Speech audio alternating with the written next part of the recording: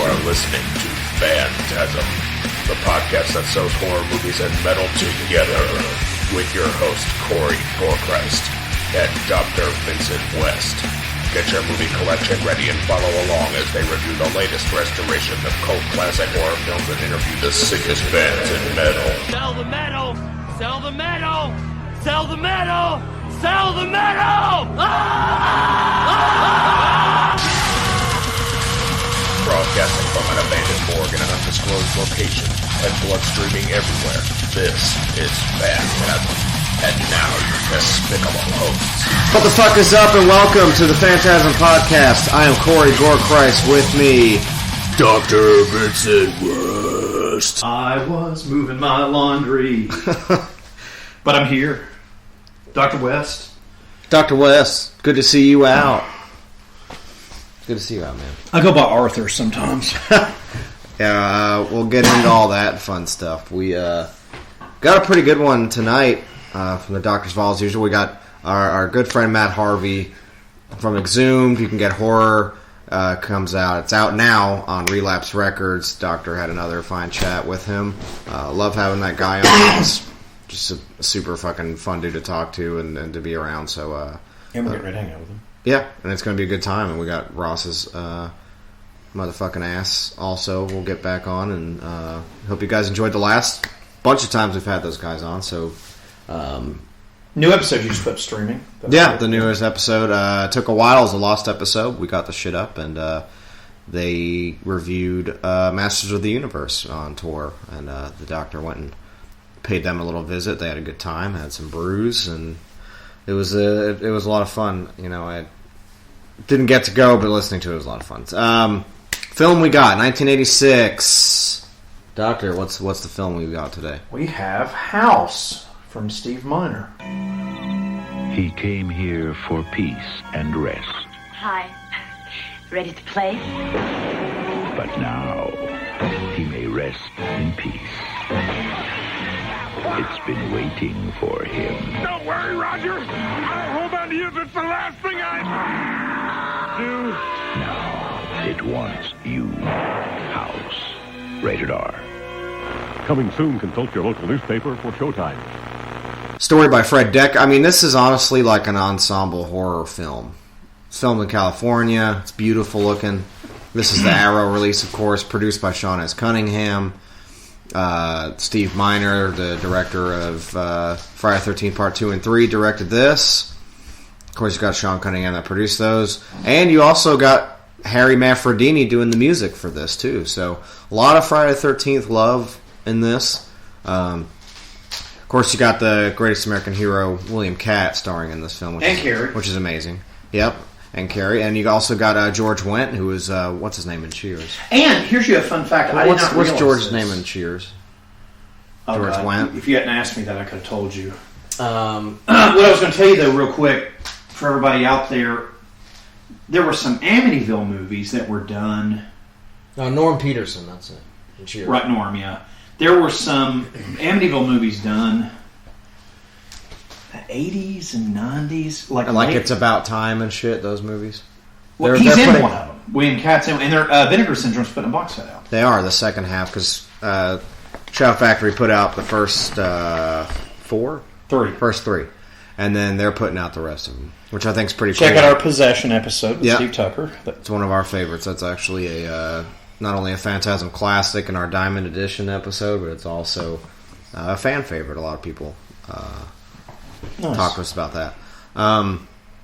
Arrow, of course, never fails to deliver. They always look great. And this set's out of print, too. It is. You can buy these separately now, but if you want the sexy box like the Doctor has, you're not getting unless you're throwing some dough. But this looks really good. What should also be noted, too, just super quick, and we'll get into this later. I love you. I just wanted to mention this because I'm going to forget this because I've got all stuff going on. It's good to see you. Yeah, dude. And not in a... See, I love you. But anyway, what I was going to say is, in Europe, there's a House 3, which is known to Americans as the horror show. Yeah. Which has nothing to do with any of that stuff. I don't know how it's House 3 in Europe, but it is, and in America, it's the horror show. So Just a side note for everybody. For your European folks out there, it is House 3 to you. So there you go. But nice. I love that movie, though. It's really good. I haven't seen that one. It's a very good movie. movie. And there's Grandma hanging from the ceiling. There you go. That's a good way to start. This film. I have not seen this movie since I saw it in the theater. Last time I saw this was on some Halloween marathon thing way back when I was, in my little PJs, and I was just sitting in front of the TV way too close. Oh, yeah, this has been some years since I've seen this. The second one I watched fairly recently. That old guy's in everything. Yeah, and there's William Catt right there. And, yeah. I'm used to him having a beard, but... He was really nice. Yeah, he's always a cool dude. That guy's in a lot of shit, yes, too. He is. We would just say that guy. It's been a long time since I've seen this shit. Yeah, it's a fun film, 1986. We'll get into that. Prince nice. Oh, yeah. We've pretty much buried 1986, but we feel like, every episode's a new episode, so you guys are always going to have to deal with... Well, and it's also when we grab something that I think fit. Like, I saw this sitting in my vault. Well, that's what Phantasm is, We're going to pair you with... But I thought, this just sounded like a good thing to do, and we've never done it. This set's been out for a couple of years, I guess, but it's, Well, this is good. These movies are a little bit campy, but, that's what makes them great. And I look at that bleach blonde mullet. Jesus Christ. It's like a Q-tip. He's got the Q-tip mohawk. It is ridiculous. I've seen that dude before. These are all the people that are in front of us in line when we can fucking do shit. It's Pretty like, much. Man, I saw you fucking... God damn, man. I didn't know Winter was in this. Who? Exactly. Ugh. I had to. I'm sorry. That's bad. Oh, there's Chris Bell. Yeah, he is in this. Oh, sorry. That's Rob Zombie. My bad. Somebody said that to me the other day. I don't remember where I was at. Where was I at? They told you look like Rob Zombie? Yes, and I almost punched him. I don't know. I didn't know who the person was. I'd have never thought I was in line or doing... I was somewhere. I never looked at and you. And they was like, oh, man, I seriously thought you were Rob Zombie. And I was just like, I'll make you a zombie here in a minute. So I really don't like, That's annoying. Yeah, I was... You didn't have a golfer hat on either. No. That fucking fruit always. And I'm not wearing fucking torn bell bottoms. And you don't keep making the same movie and releasing it and having your fans pay for it. Didn't. But moving on, not give that prick any of our time. Right. The print of this is really nice. I gotta be honest with you, we're gonna have to look some stuff up because I don't know shit about this movie. Yeah. Saw it at the theater with my uncle Dallas, and that's all I can really tell you about this movie. And William Catt was really nice when I met him. I only met him once. I met him when you and Hopep were doing video game testing. Hopep. I'm sorry, that Arab. Yeah. But yeah, that terrorist you were doing stuff with. It came out February 28th, 86. It went up against Pretty in Pink. Didn't get first place because of that. It made a lot of money though. It did pretty well. Nice. 22 million. It's not bad. I'll pull some fun little tidbits on here. But yeah, this movie seems like this would have been. And I'm going to get real nerdy on everybody here for a second. All right, here's another Friday the 13th nod. Before it was even really a thing at this time. But the stunt coordinator in this film was Kane Hodder. I was about to mention that. But I was going to say, if you guys notice on the American releases, and I don't know why this is, Image stuff gets re-released by Arrow. Let me give you some examples. Hills Have Eyes. Children of the Corn. Yeah. House. Now, House, there was never a Blu-ray of House, but if you go find the DVD of this anywhere, it's Image. Mm-hmm. So there's something connected there. I don't know if they're owned by the same folks or what, but it's really interesting to me. Like, Arrow released that Elvira flick in Europe, but it was only in Europe. But the Image released like a bare bones one here, but there was no Arrow version of it. That's weird. You want to hear something really interesting too? Image is who owns the Hellraisers. But you know who put these out over here? Image and Arrow. Arrow also put their versions out there, like special editions out. Well, it's probably like how they have different companies will release shit. But what's stupid, what pisses me off, so they had that box set, and there's only the 3 films in it. And they just released part 1 and part 2. Why didn't part 3 get any love? Why didn't it get released its own movie? I don't know. And that is Doug Bradley's favorite film. Really? It's mine, too. Yep. True story. Hellbound Hell on Earth is Hellraiser 3 is his favorite film. Weird. I've seen that woman there, in a ton of shit. A-Team, Yep. $6 Million Man. Seriously, like a bunch of stuff. She's like a TV actress. Saw it. Yeah, I just wanted to throw it to her. Well, let's cue up the Chuck here. We'll get right into.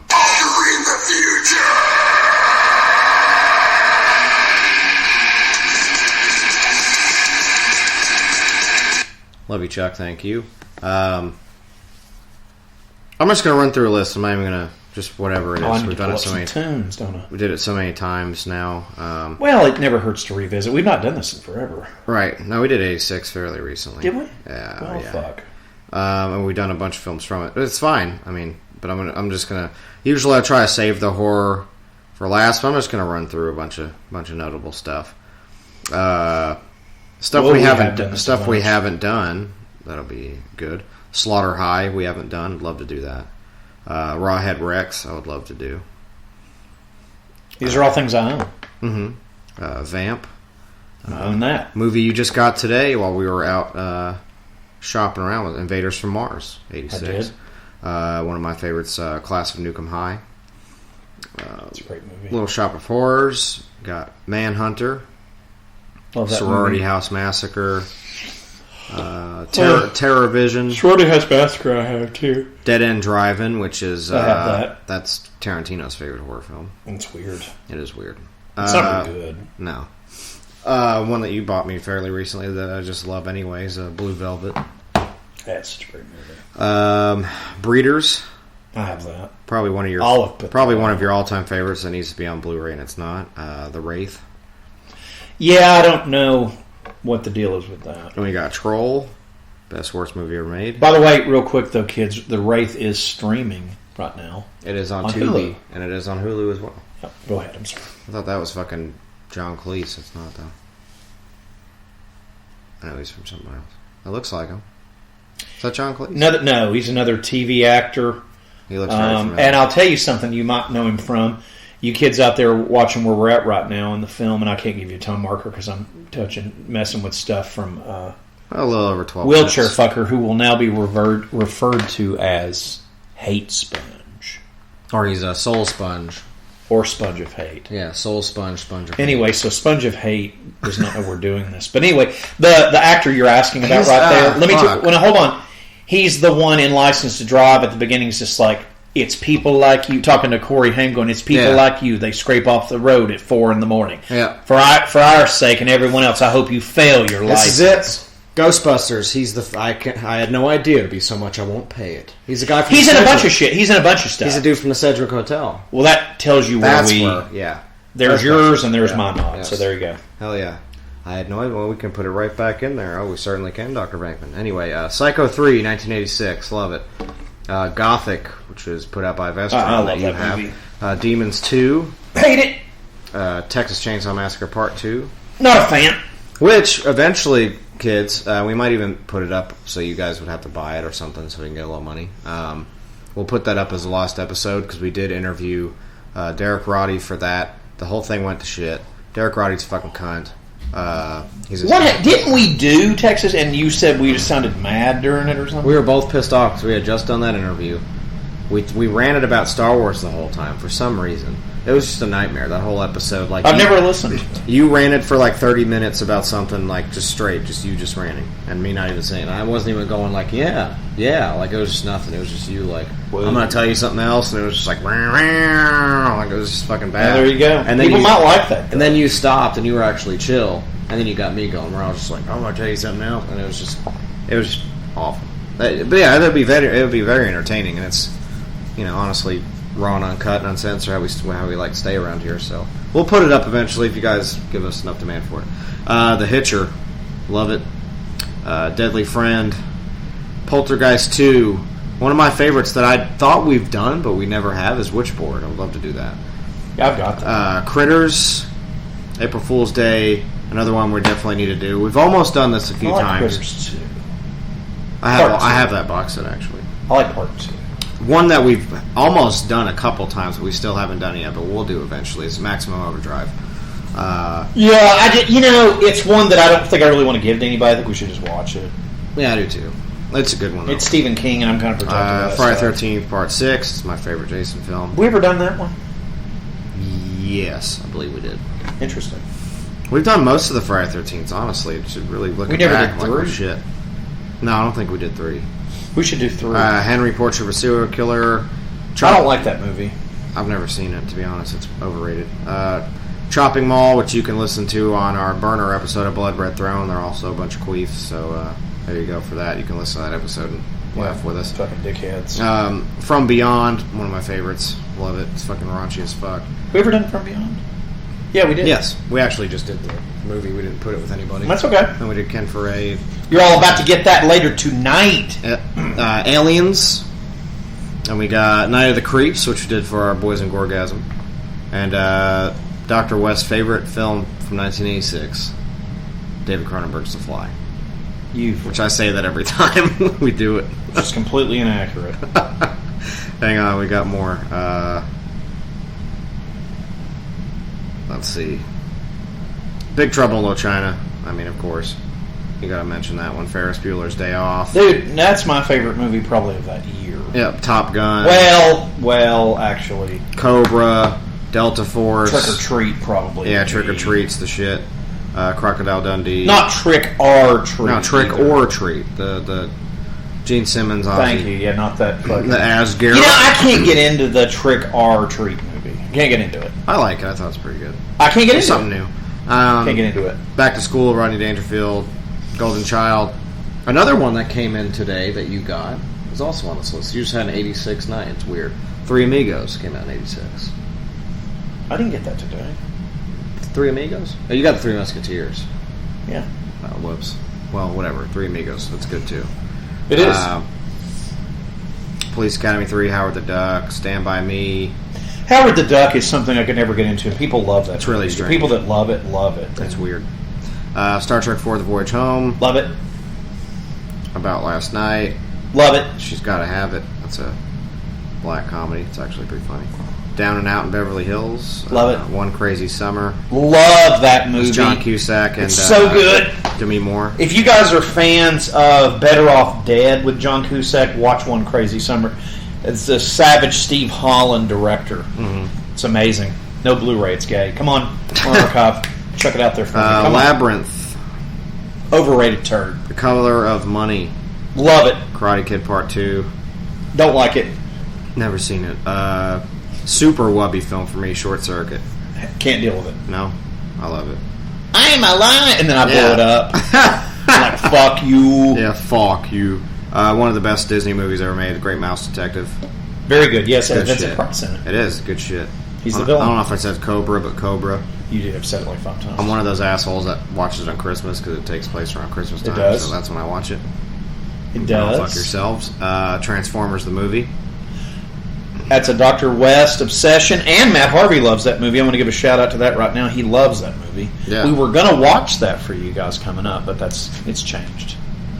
Yeah, the other doctor. We haven't really worked Mr. it out. Sewage is no. Oh, he said one? Oh, yeah. We're not going to reveal it unless you want to, but since we're on the Matt Harvey episode right now, yeah, let's go ahead and do it. I guess you can go ahead and reveal it, unless Ross changes his mind. I don't think so. He seemed pretty hell-bent on this. He said he wanted to make fun of something. Correct. And the movie is called... Which is something I never heard of before. Which is good. You know. We'll see what it is. The big reveal here on this episode. Vicious Lips. Vicious Lips. I mean, it sounds... And the quote from Ross to Dr. West was... Charles Band production. He's like Roger Corman didn't have all the quality control. So Ross is apparently a Charles Band fan, maybe.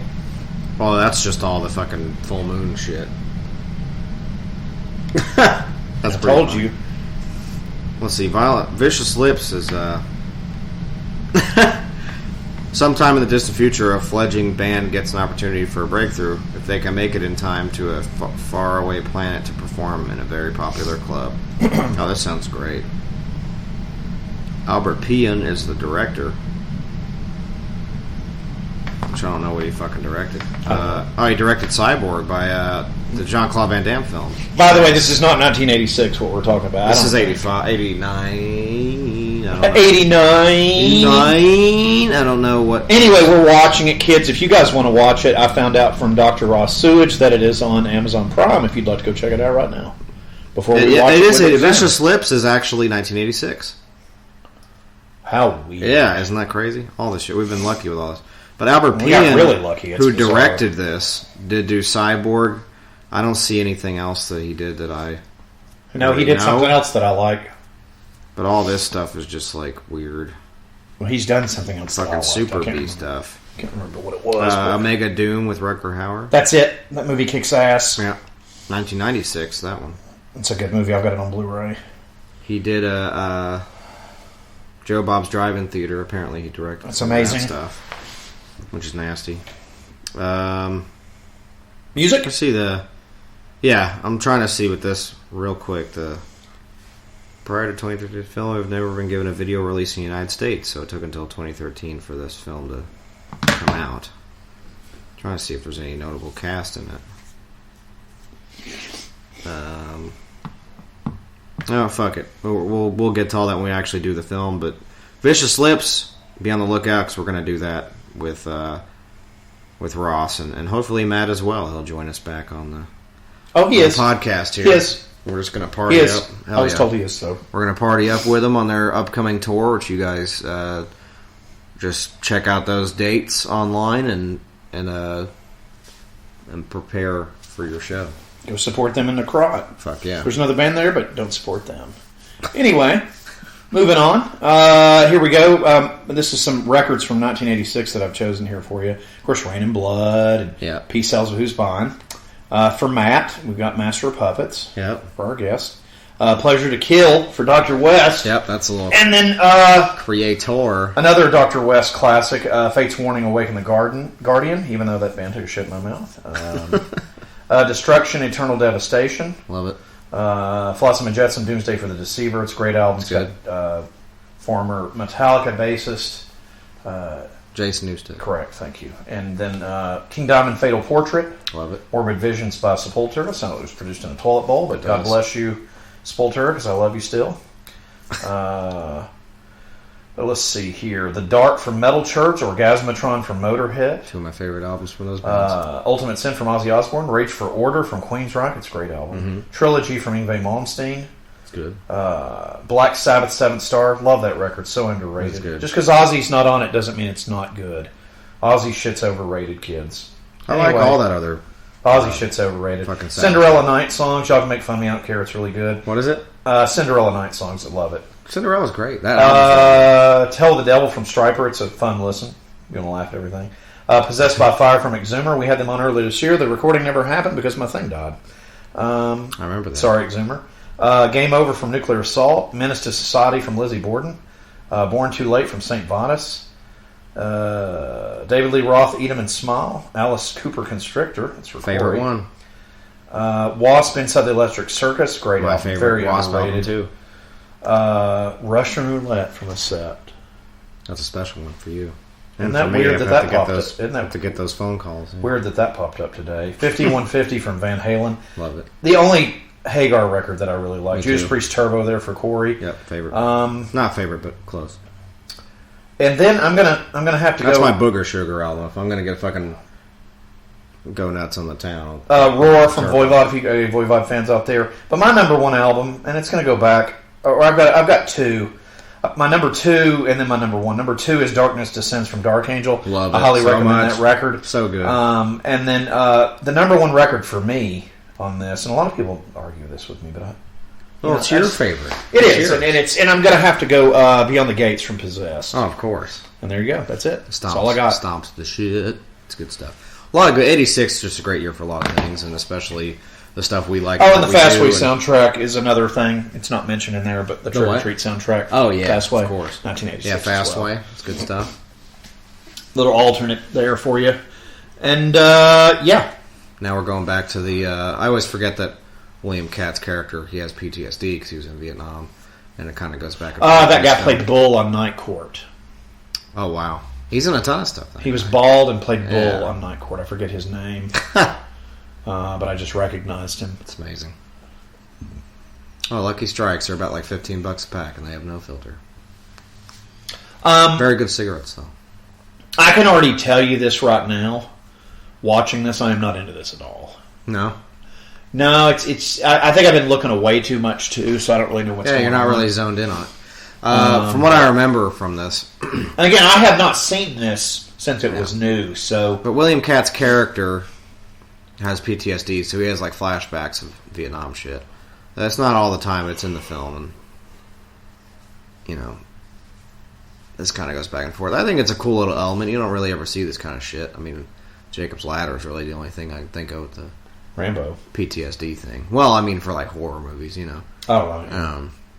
And I also think Prowler, but you know that's World War One. Yeah, and or 2. I don't remember which. Well, yeah, but still with like war stuff. I think it's 2. Anyway, but what I was going to say is, actually, I think one of those. Yeah, a lot of stuff we'll watch, and you know, like we watched, and I was very blunt about this, and I'll be blunt about it again. I'm a huge Monster Squad fan. Love it, but Night of the Creeps was just a fucking turd when we watched it. Yeah, I mean, it's overrated as hell. Like, I just don't like it. It's one of those... Like, the acting is horrible except for fucking Tom Atkins. And I think the only reason people like that movie is because of Tom Atkins. Thrill Me, which is awesome. Right. But that's it. And that's the only reason I kept it, because I love Tom. We met Tom, and Tom was very nice. Thank you, Corey. Anyway, but... yeah, he's awesome. And thank you, Sean Clark. But anyway, but yeah, I don't know. You know, and I'm not saying I'm feeling that way about this. Do you know what this feels like? This feels like a comedy Poltergeist. Almost, but this one's way more raunchy than Poltergeist. Like, I actually think this one's got a lot more... See, you're remembering stuff about it. I don't remember a fucking thing about this. I could not tell you what's going to happen next. I couldn't tell you that far, but I remember it definitely being raunchy as fuck. You know, an interesting thing about Poltergeist. About horror movies is some work, and if there's people out there listening who love this movie, Poltergeist always felt like a Disney movie to me. Like it just did. I don't know why. The first one? Yeah. Well, I mean, Spielberg and Tobe Hooper. It's kind of two contradicting people. Right, but it's more supernatural. Like, of course, it is a horror movie, but I never really, you know, the clown. I thought the clown's cool as fuck, and I think that Sean Clark, again, I'll shout out to you. You're fucking awesome for having that goddamn thing, because he has that fucking. I mean, I love. He has that fucking clown, but it actually does scare me. I can't watch it by myself. But what I was going to say is, but see, it's like. This is more of a creature feature to me than it is. It's just bizarre. Yeah, it is, and there's weird elements to it, but it's good in its own way. I had someone recently. I'm not going to say who they were because I don't want to like put them on the spot on this podcast. Cody West. Anyway, said that The Shining was not a horror movie. Well, I think it is. That is a horror movie. I know, but he thought of it as more of a suspense thriller because he had never seen it. I know it's hard to believe somebody's never seen that, but he'd never seen it. And we watched it. Dear friend of mine, love you, Cody. But anyway, yeah, it's a horror movie to me, you know. And now the Stephen King book is a horror book, but the Stephen King version, the TV movie thing, that's horrible. Yeah, that's horrible, not a horror movie. Right? It's just bad. Horrible. Like I felt like that was more suspense than anything. But you know, it seems like two people that I love dearly have had the same thing happen to them: Stephen King. And, of course, Gene Roddenberry. And it seems like any scrappy piece of paper or any little... that people find with their ideas on it, people want to go out and make a TV show or a goddamn movie or a miniseries. And you really shouldn't do that. You know what you should actually do with the piece of paper? Just throw it away. Instead of making every idea that they had into something. Yeah. There's a reason it was on a piece of paper, you know? Yeah. Because to me, I'm going to tell you guys something else, too. Any Stephen King fans out there, under his Richard Bachman fake name, The Running Man, I think is one of the best things he ever wrote. That's some raunch butt. One of the best things he ever wrote, in my opinion. It's just fucking nasty. You know, you should look this up. Who did the makeup for this? I was about to look, yeah. I bet it's Steve Johnson. That's old Steve Johnson. He's at every convention. Come on in and meet Steve Johnson. Yeah. He worked on them Ghostbusters, boy. Yeah, I met him. Well, he mainly just did the Slimer stuff, but when I was watching Friday... Come on, meet that Steve Johnson. When I was watching... We got him down here tonight on Scared Retarded. Yeah, We've got him on here tonight. He's going to say, man, what do you like to do when you take a dump? Anyway. It's fucking stupid. Fuck. Anyway, you know, if more people would just be honest about who they are, and like especially if they don't know who they are, their life would go a lot smoother, and I wouldn't want to kill them. Right. And that's just a little side note there. But I just think, you know, for me, and again, as I've done before tonight, I will not mention any names. Guar's tour manager. If you're going to act like a douchebag, you know, please don't do it to me, Corey. You know, just don't do that. And we'll get to that in the next episode. I'm not going to get it on this because this is for Matt, but just don't be mean. You know, don't be mean to us. We don't have time to deal with that, especially when we don't give a fuck. And we're not getting paid. So, you know. Anyway, this movie, so far, to me, I feel like I'm watching like a half-assed Burbs. It's weird. Yeah. But it's not bad, because William Katt was very nice to me, but it's just, I don't have a whoopee with this. This is not something that I watched over and over and over and over again on cable. Right. You know. You guys want to watch a weird Dr. West movie? I'm going to give you one right now. I love Corey Feldman, even though he was very odd and strange to me when I met him a long time ago. But I wanted to give a shout-out to a movie that he did that's atrocious, that I could watch every day. It's called Meatballs 4. I've never seen that. It is fucking awful, and it rules. Like, if I was dying, I would want y'all to put on Meatballs 4. Really? Yeah. Is that okay? And you know what I'm going to do for you guys right now? Special treat. Where's the box for this? I'm getting all kinds of different stuff from this. What are you talking about? You're the Oh, I'm sorry. Case for this. There you go. Enjoy. I'm getting. Oh, it's the fucking gigantic, fucking crazy. Yeah, I didn't fuck around.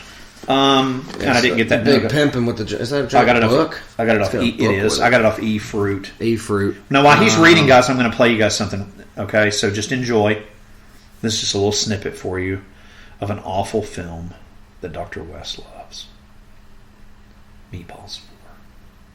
Special makeup and creature effects by Barney Berman, Brian Wade, James Belhovic.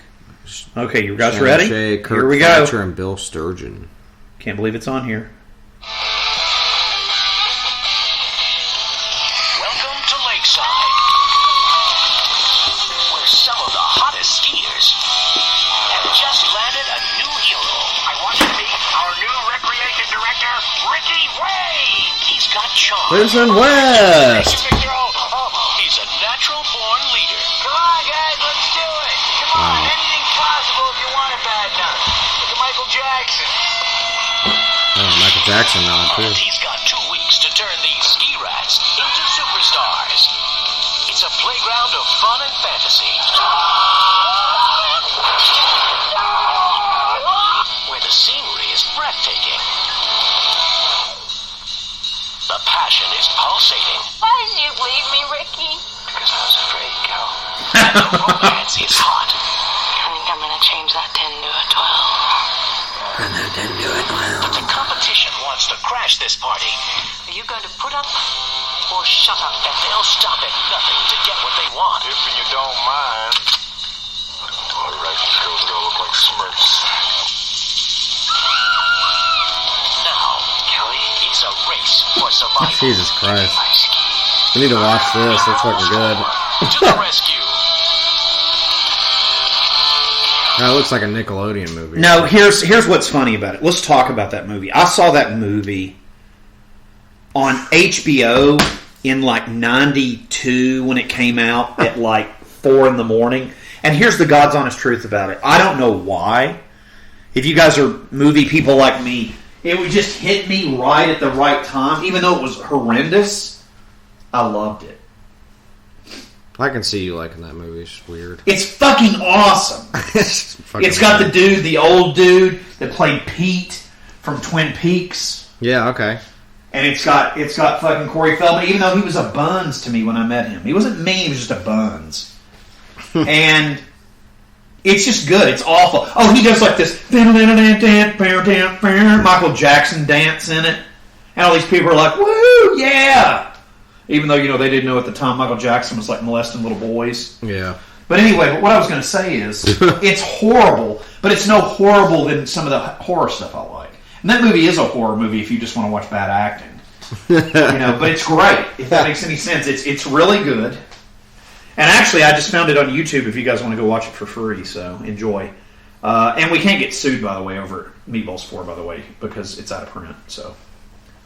It's on moratorium. You can't sue us. Doesn't exist. Right, so the effects dudes, makeup, whatever, they've done a lot of stuff, like been sculptors on stuff and just did visual effects for a lot of stuff. Some notable films that they've done. Was it fucking Steve Johnson? No.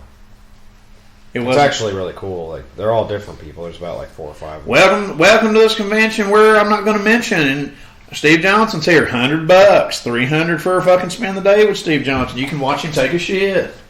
It's fucking stupid. We got old Brian Wade. He's worked on Friday the 13th Part 6. He's worked on... Who did the makeup for this? One of them. That new Swamp Thing show. Galaxy of Terror. I mean, Aquaman, he's done some crazy shit. The new Scary Stories thing he's worked on. They did some new stuff. Batman vs. Superman. I mean, these guys had careers after this. Of course, all these guys also worked on The Thing, too. Really? Yeah, and you can kind of tell from that monster, honestly. Barney Berman. They were all under... they must all been under fucking Rob Bottin. Yeah. They were part of his crew. Which I don't think this Barney Berman dude did The Thing. I'm not sure. Most of these other ones have. Rob Bottin, I'm not sure what Rob does anymore. I think the last thing that I knew that he did was like Men in Black. Barney Berman did... The first film he did, the makeup effects lab technician, was Star Trek 3 Search for Spock. Did this right after that. Starship 3.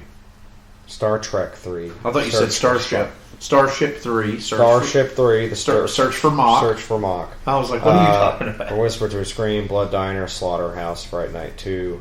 I have From a Whisper to a Scream. Brain Dead. That's a Vincent Price thing. Class of 1999. In case you all didn't know that. Body Snatches. Little Rage Carry 2. Oof. Wait, just the one just called Body Snatchers? Yeah. I've got that. The Grinch Stole Christmas. There you go. If it's the one I'm thinking of, it came out in 93. Men in Black 2. That new Dawn of the Dead turd. So he's done, he's done some pretty good stuff. And then you got, over on the other side here, special effects. And then you got visual effects. But James Belahovic, I hope I'm saying that right. This guy, Shmolarovic. This guy has the best resume, in my opinion. Corey wants to know if you've seen Shmolaro Holomovic. He just did the animation effects sequence for The Thing. He's a miniature supervisor on the Troll, miniature animator on the Wraith, speaker transformation assistant on Trick or Treat. Awesome. Miniature supervisor, Evil Dead 2, did Beetlejuice, Critters 2. Now, this is where it gets good, folks. For the special effects here, first film he actually worked on was this one. For the visual stuff. Mainly he's miniatures. It's under Backwood Films is what he did on this on the house here. He also worked on Nightmare on Elm Street 3, Dream Warriors. He was in the Bottin effects crew for Total Recall and RoboCop 2. Interesting. And RoboCop 3. And he was a special prosthetics, mechanical device, and house miniatures for Alterian Studios, Inc., which did Addams Family Values. So, yeah. Also, Drop Dead Fred. A lot of people like that movie. So, yeah, he's a Bottin guy. I think most of these guys are. That's why that thing looked like The Thing. So, that's pretty cool. Corey, are you ready for a new segment tonight? Let's do it. It's called What's in Dr. West's Order Box? What's he ordered from Amazon? I like that. And here we go. And we're going to start first with, this is literally, not joking, this is everything I've ordered. So first we have, just one second, because I have to pull these little things up.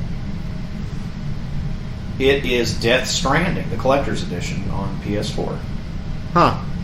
Norman Reedus is the visual double for this. Yeah. And it's a really cool looking video game. Another thing we have is The Devil Rides Out, which is my favorite film. The Blob from Scream Factory. American Werewolf in London from Arrow. The Jetsons from Warner Archive. The Omen Collection from Scream Factory. Hell yeah. Shazam from Warner Archive. Shazam. And a movie that I really wanted to really bring a lot of attention to because it's an Amicus film, and it's called From Beyond the Grave. And it's finally coming to Blu-ray from Warner Archive. I'm very excited about it. It has David Warner, and it also has Peter Cushing. It's amazing. And it's an anthology film. And I remember seeing it when I was very small. Not at the theater, but like on TV with my uncle, like late at night. It scared the hell out of me. Oh, yeah. Very cool. And for David Warner, if y'all don't know who that is, he was in a lot of stuff, but one of my favorite quotes from him is from Star Trek V when he's like, We're already prisoners on this worthless lump of rock. And then Corey has to fart on it. Thank you for farting on my Star Trek. Anyway, that's what I get for feeding them, folks. All right. But anyway, yeah. So if I waited any longer, I think I would have combusted. I think you should have taken poo. No, that wasn't a. But I was going to say that for real precursor. though, like there's some good stuff coming out. Yeah, you got a pretty good. That's what's in the doctor's box. There you go. Orders that I've actually ordered, but it's all stuff What's that I in want. the doctor's box? I have to make sure that it's all What's in stuff the that I doctor's actually want. box? It's just weird, but either way. Oh, and tonight wouldn't be tonight without a couple of things from me that I always do. Yeah, we were going to do it in the beginning. You forgot about it. Well, that's okay. But yeah, so far this film, there's a lot of fucking flashbacking. I think, also I haven't been paying attention and trying to figure all the other technical shit out about this movie. Liam Catt's character here, he's doing a lot of shit on his computer. I think he's writing a book, or he's remembering all this war bullshit and getting freaked out, and his house is freaking out on him too. So. Anyway, got Matt Harvey coming up soon. New album, Horror, out from Relapse Records. The new Great album. It's 26 minutes long. It's really short. That Slaughter video thing was long since sold out, but it was a pretty cool fucking package. You guys should still go check it out and cry about it that you didn't get one. It's pretty nice. It had like a like a VCR packaging, and it had like it looked like a videotape, and had a really like a Blockbuster style card, and it was a Slaughter video, and it was really cool. And I don't know if that's a real place. I think it's like a pop up. And they did, they were there, if I'm not mistaken. Exhumed went to that Slaughter video place when they had it, and then those guys kind of curated a little pre-order thing for them. And I could be wrong about that, but I feel like they actually went to like a pop-up Slaughter video place that they did, and the promos are really fucking cool when they took pictures of that, for this album. And I just like the packaging; it looks really nice. I love the horror nod and how it looks just retro, and it's just cool as shit. So you guys pick it up, whatever formats they got available, pick them up. I think the vinyls are pretty fucking bitchin'. I think the splatter one's already gone, but there's another splatter one. So just go on the Exhumed's website, or relapserecords.com/exhumed, and find all their merch on there and fucking pick some shit up. Go see them on tour and buy merch from them. Also helps. It goes a long way, folks.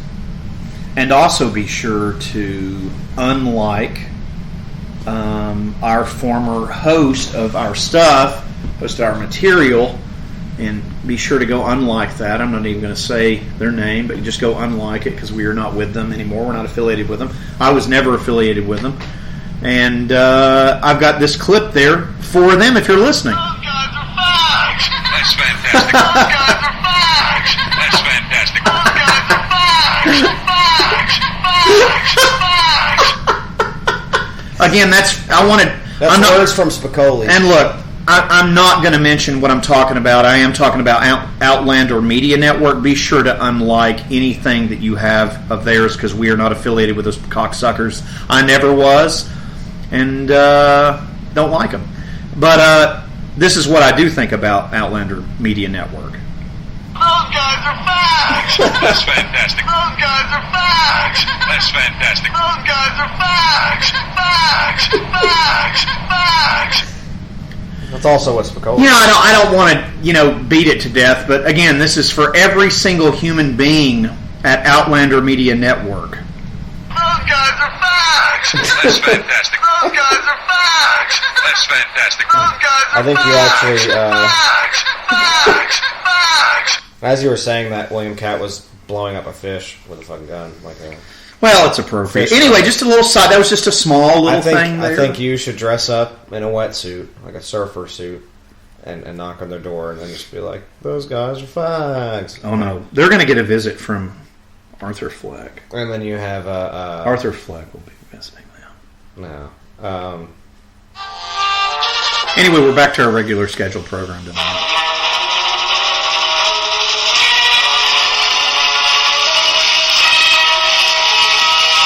That was pretty trippy, though. Yeah.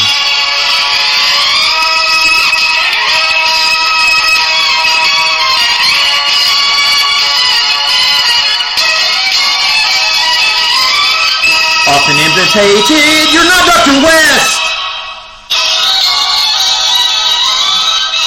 Often imitated, you're not CG!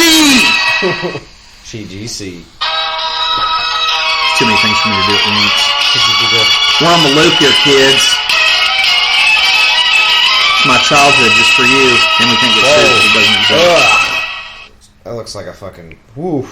Here's some crazy stuff going on now. Right Kind of digging it. He was... now he's really freaking out. I guess PTSD's getting to him.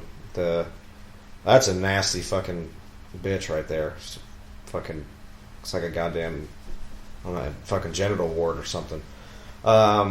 It's pretty nasty. Oh, and he actually killed her. That's amazing. He killed the hot chick. Hot chick. Now he's going to prison. Prison. Dude's got a pink phone. Norm from Cheers has a pink phone. That's actually a flesh phone. Look at that. That's really weird. It's a flesh-colored rotary phone. Which, kids, I don't know how old some of our viewers are, but I was unfortunately young enough when it was still around, but I had a rotary phone for a while when I was growing up, and I hated that fucking thing. Then we moved on to, a lot of you people probably listening weren't old enough or didn't live long enough so far to have to painfully experience phones before smartphones. But I think, honestly, it was a better time, because people nowadays have way too much access to stuff. People have way too much access to other people's lives and who they know. And it's not good, and the main reason Facebook exists and stuff like that. Social media is just so you can get easily marketed, because people, companies can figure out what you want and what to sell you, and they'll throw it in your face. That's all it is. Oh, real quick, I just want to throw this out there too. Corey and I were replaced by our significant others, and you know who you are. I'm not going to get into a big thing about it, but I would like to let you know that to the ladies that did that to us, this is what we think of your choice. Those guys are fags. That's fantastic. Those guys are fags. That's fantastic. Those guys are That's fags. fantastic. Fags. That's just, That's it's just a fun way to reintroduce Spicoli into this. Well, it is, and I think Matt probably digs Spicoli. Oh yeah, you just Spicoli's got Spicoli'd. The rest of that, the actual clip of that is actually pretty awesome. He's like, "You gotta get ready for school, you butthole. Yeah. Get out of here, you booger. Get out of here, booger." That's my favorite part of the movie. Is that part too? I just love it. I'm chilling. Where he's dreaming of being interviewed on ESPN. It's fucking awesome. But yeah, as I was saying, I think people have too much access you mean to this? stuff.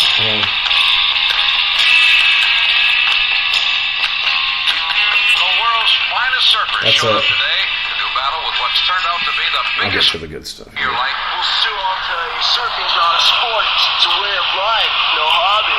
It's a way of looking at that wave and saying, "Hey, bud, let's party." Looking at that wave and saying, "Hey, bud." Let me ask you a question. What's next for Jeff Spicoli? Headed over to Australia and the Hawaiian Internationals. And me and Mick are going to wheel on over to London and jam with the Stones. You guys are invited too.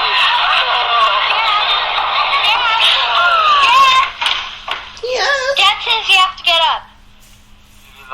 Dad says you're gonna be late again, you butthole. Dad says you're gonna be late again, you booger. Dad, just run food, Blondie. my favorite part. It's your Dad says brother. you're gonna It's be your late, brother. butthole. It's your brother. Dad says you're gonna be late. You're like, No, I'm the little kid that's calling him butthole. My brother in that scenario is Spicoli. So be like, Mom says we're gonna Actually, be late, it's me. you butthole. You try to wake me up. Yeah. Mom says we're gonna be late, you butthole. Mom said we're gonna be late, you booger. Who's doing me? But yeah, some people, I think, you know, the way a lot of us did grow up was actually having the biggest thing that happened to me was having, you know, we had a corded phone in the fucking kitchen like everybody else did. But getting the cordless phone where I can walk around and go outside in the fucking driveway and talk to people, that was fucking awesome. With my bare feet, just walk outside in the driveway and see how far I could go without losing reception and just talk on the cordless phone. It was fucking awesome. Because I like to I walk around. That guy was on L.A. Law, the cop. Yeah. Seriously, I don't know his name. No, scratch that. I'm wrong. In the Heat of the Night, the TV show, he was one of the deputies. But yeah, sorry about that. It took me a second to actually get that right. No, you're good. But that was nice. Now everybody has access to every fucking thing. Thinks about to go on a resty pool. Oh no, we're good. I got it. Yeah, it was a different time, and I think now you're backing up the film. Sorry, we rewound it a little bit. It's cool. You guys still following along? We're still good. It was just a second. We hope you do. We hope a lot of people actually use us as their commentary. Because a lot of people that think they know how to do that and they don't. Not like Phantasm. So we thank you for choosing us as your steady commentary here for your horror films. Hopefully you buy these films and enjoy them or stream them. And it's that time of year too where maybe you guys don't. For some reason, maybe you just like the metal stuff and you just tune in to maybe get into horror. Now's the time of year to get into it. You know, you always got Phantasm lurking around somewhere. We can always be used for something. So, but we like to kick it up a good few notches this time of year because it's a lot of fun. And I watch horror movies more this time of year because I watch them every day anyway. But you know, I'll make like a list and have specific ones I'll watch that I have to watch. But yeah, it's but as I was saying with the social media shit, I think a lot of people need more breaks from that kind of stuff. And you know, I think a lot of people are just too into it and need time off. It's just, I don't know. It's hard to explain, but I think a lot of people get way too sucked into social media stuff and what people think about them. I'm on social media right now. And then here's Dr. West just like, fuck you, I'm going to do it right now. I mean, I get it. You keep up with the people you want to keep up with. But people, and I try to explain this too, a lot of people think I have too much, they worry too much about reputation. All it really comes down to, folks, is just don't be a piece of shit. Don't fuck people over for your own gain. Don't be an asshole. Don't do wrong things. And you know, it'll be an easy life for you, and you won't have to worry about reputation. Reputation is for people that feel like they need to prove themselves because they have stuff to hide. Right. Or they just don't have anything, and they need social acceptance to feel something, which is pathetic. But you know, a lot of people walk around in the city we live in and other cities you live in and whatever, and they think they're hot shit, when in reality all they have is a normal job, they have a normal life, they have a normal girlfriend and or boyfriend. They have just a normal fucking life. There's nothing special about it. As looking around them and seeing who all their friends are that do the same exact things, your reputation is no good than anyone else's that you're surrounded by. So the reality is, it's because of social media and things like that where everybody thinks they have to have an opinion, or they had, you know, not everybody needs social media. Not everybody needs to have a way to express themselves the way that they do. I think, you know, if you have a band, that's a great way to express yourself. If you have the talent and people around you to do that, by all means, that's a good platform. Or acting, or painting, or whatever, podcasting, you know, shit like that. But I think when it comes down to, you know, certain people don't need a fucking voice. They don't need to have a way to express themselves. They just need to fuck off, you know.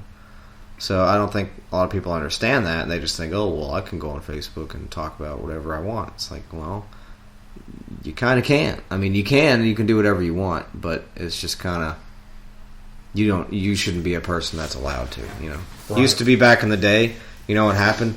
Unless you called somebody on the phone, you'll never fucking know if they're alive or dead. That's every day you had to call people because you didn't know. Right. If somebody lived 15 minutes away, unless you go stalk them at their house and just show up one day, you know, you're not going to fucking know if they're alive or dead. Nowadays, it's like I see every goddamn thing they do, down to what they fucking eat and shit. It's like, right. It's kind of annoying the way society is now, where you know everything from people. I kind of like the relationships I used to have with people, where it's like I only kept up with the people I wanted to. You know, now you see what everybody's doing, and that has a lot to do with reputation. Unless you don't follow it, like I don't. Right. Ooh. It's nice. Some of that you could do to yourself. It's nice rancho. But anyway, from us here at Phantasm, I want to thank Corey for his rant. Horror's out now. Exhumed. I was just kind of explaining. You know, and now we'll give Corey his new outro.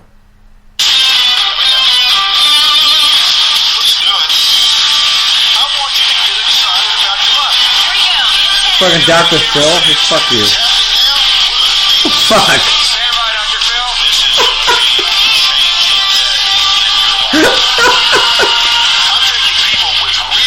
From all of us here at Phantasm, we want to thank Dr. Phil Gorprice for his input tonight. Fucking dick. Yeah, I think you need a break off social media. I think the best thing for you... God, that intro... I've never seen that show. That intro was atrocious. Fan. The best thing for you is to get off your butt and stop being on social media all the time. I think the best thing for you is to listen to that new Exhumed album. Came out October 4th on Relapse Records. Now, here's something I think works for you, okay? You need to pop in that new Exhumed record, Horror. Came out October 4th on Relapse Records. Don't pee on it. Don't pee on it like Corey Gorecross did to that Cannibal record. In the gas station bathroom. You need to actually listen to it and love it, okay? I think that's the best case scenario for you. But yeah, thanks. That was nice. No, that was fun. All I'm saying is that people... No, what you're saying makes sense. People don't need to be fucking assholes or think that they're somebody when they're not. When they're nobodies. Most people are nobodies. You know, they just do their thing. But it's cool. You don't have to be somebody. We don't have to be anybody. You know, just fucking don't be a dickhead. Don't step on my shit or what me and the doctor try to do. Don't get in the fucking way. Do your own thing and mind your business. You know, there's plenty of people that you know need to hear this, and don't be afraid, people. If you're listening to this now, you can play it for somebody that like, hey, I listened to Phantasm the other day, and there's a really good segment that I would like you to hear. And just play what I'm saying. There you go. Now, to be honest and fair, I've actually never watched Dr. Phil, and I know Corey hasn't, but I thought that just was appropriate for that. But. Yeah, there you go. If we were ending right now, need anything at all, just call whenever you get your PTSD under control.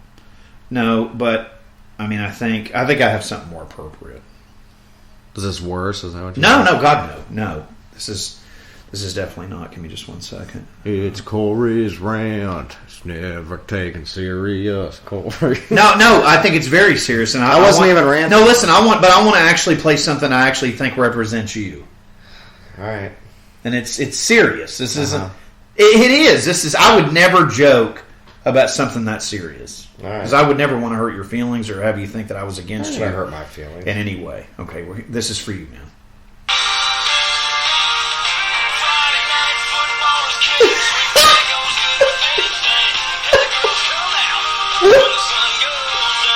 God damn.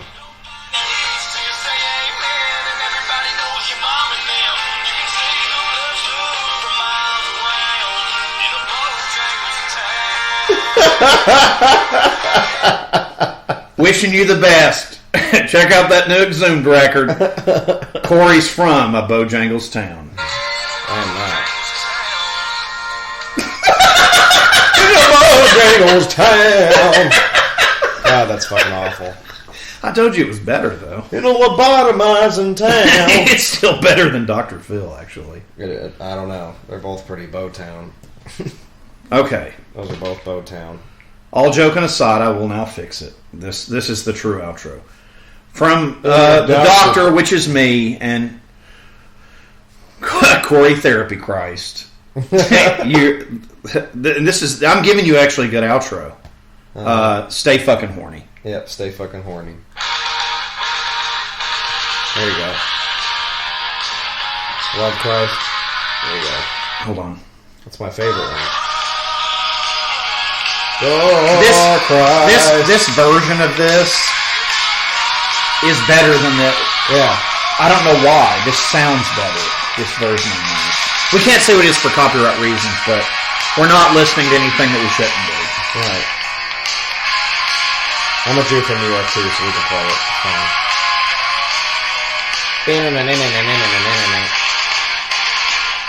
Anyway, stay fucking horny. Yeah. Go Christ! Go Christ! This is my favorite part, though. Yeah. That's the last one. It's echoing. Best part.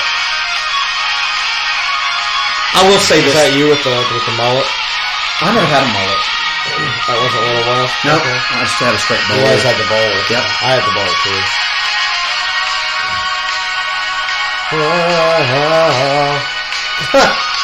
Anyway, so there's his proper outro. There's Michael Jackson's hand on that kid's back. But yes, it is.